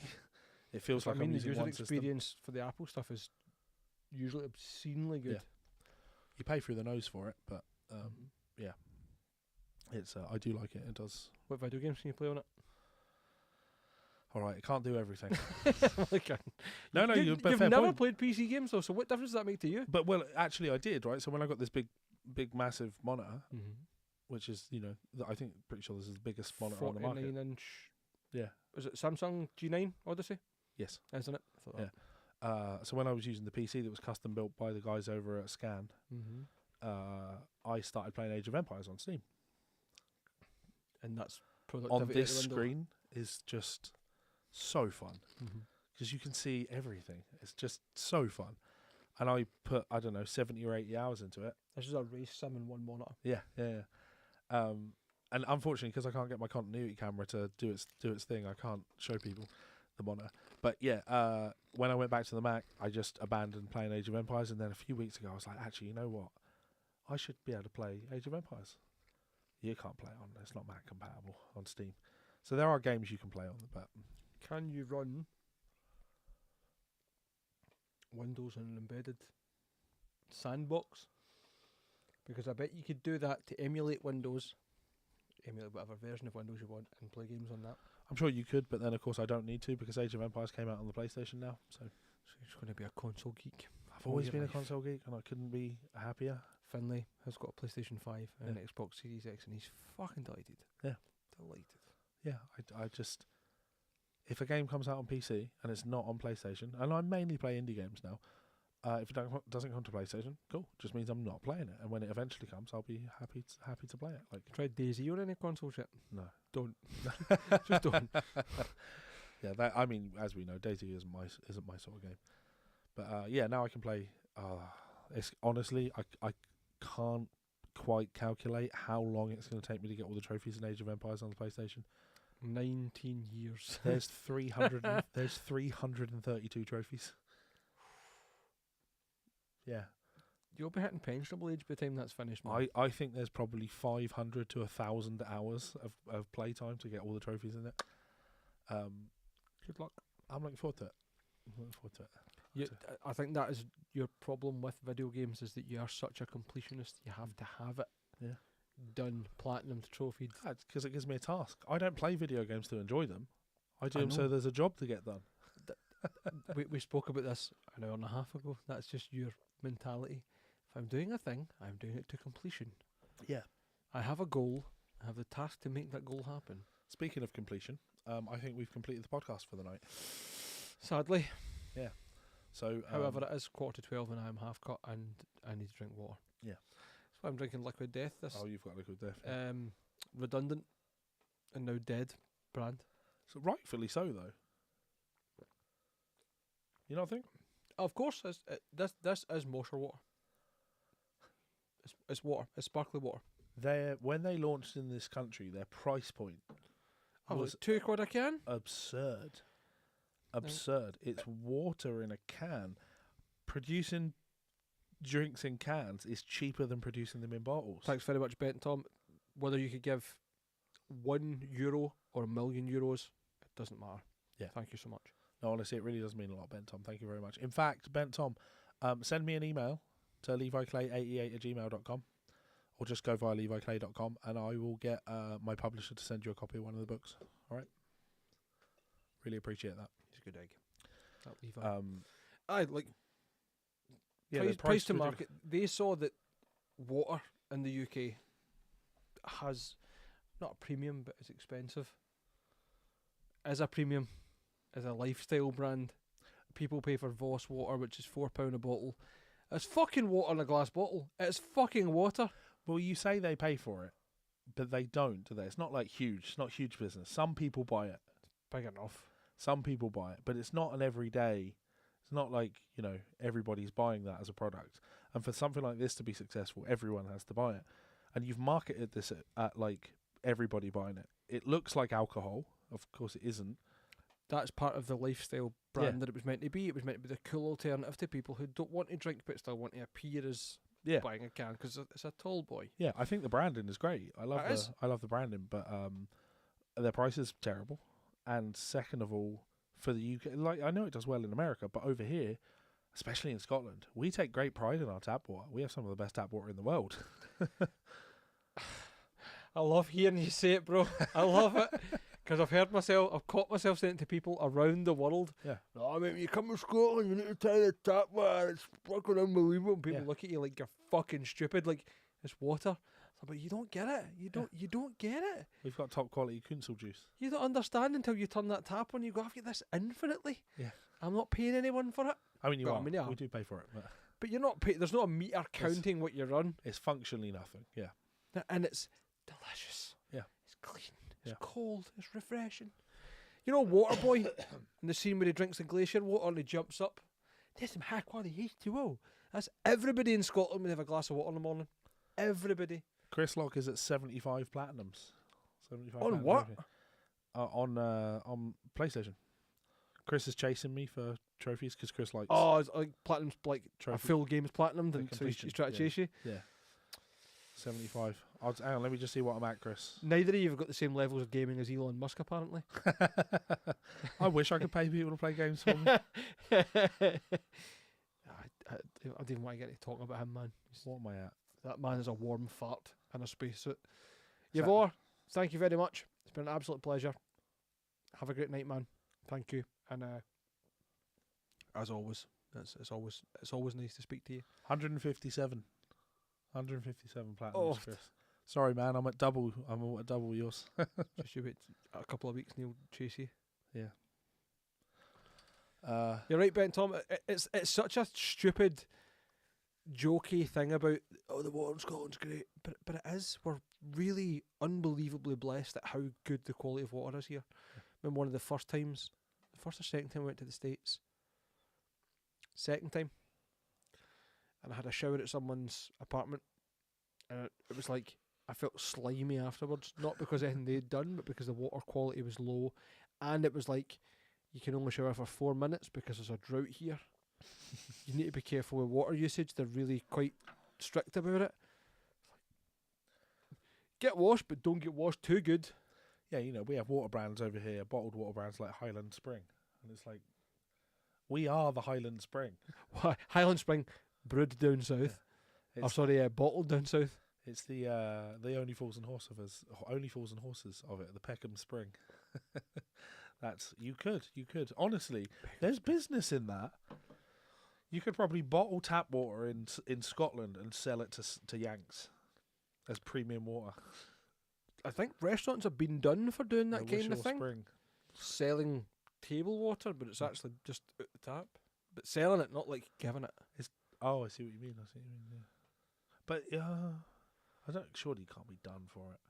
Though I guess actually places do have to provide free water if you Under health and safety. Yeah. Venues especially, because of the amount of people who died from overdosing on drugs and stuff. Yeah. If you tell someone you need a drink of water, they have to provide water for free. Well, I need money, so if the bar could give me some money, that'd be great. I'll play a gig, I don't mind. Anyway, that's us. So if you've enjoyed it, we don't give a fuck. We only appreciate that you go and donate some money to Daniel and his family. That's not true. Yeah. I don't know about you, man. I've had a lot of fun. It's been nice to hang out for a wee while. Yeah, and Something for different. 4 hours. I was here just before that, to be fair, and you did pick me up, so Yeah. 4 and a bit hours. Yeah. Yes. Although my back teeth are now fucking swimming. It's been fun. We hope you guys have enjoyed. Please do go and share the stream after the fact so people can watch it and find that link and donate. If you haven't managed to donate, even if it's €5, go and throw €5 to Dan and his family. We would really appreciate it. And if nobody does, then, well, fuck yous all. You won't get any more streams. Kenny got no From us. nappies last month because I donated. I did donate, but I didn't get no nappies. That's actually the way that we get tips on our gigs. Like we have a tip Not machine. buying yourself nappies? No, we have a tip machine set up, and you can just book your phone to your card, and it just takes £2, depending on where we are. More in better venues, and I turn the iPad around and I show pictures of Rover, and it's like, this is how, if we don't get money, well, he doesn't get fed. This is how we feed the dog. This is how we feed the dog. So that's emotional manipulation. That one. Hopefully, Brover gets some dinner tonight. Press F if he's sad. Yeah. Anyway, you ready for it? Oh, I've been ready for it for 4 hours. Until next time. Bye, fuckers. Oh shit! I'm not prepared.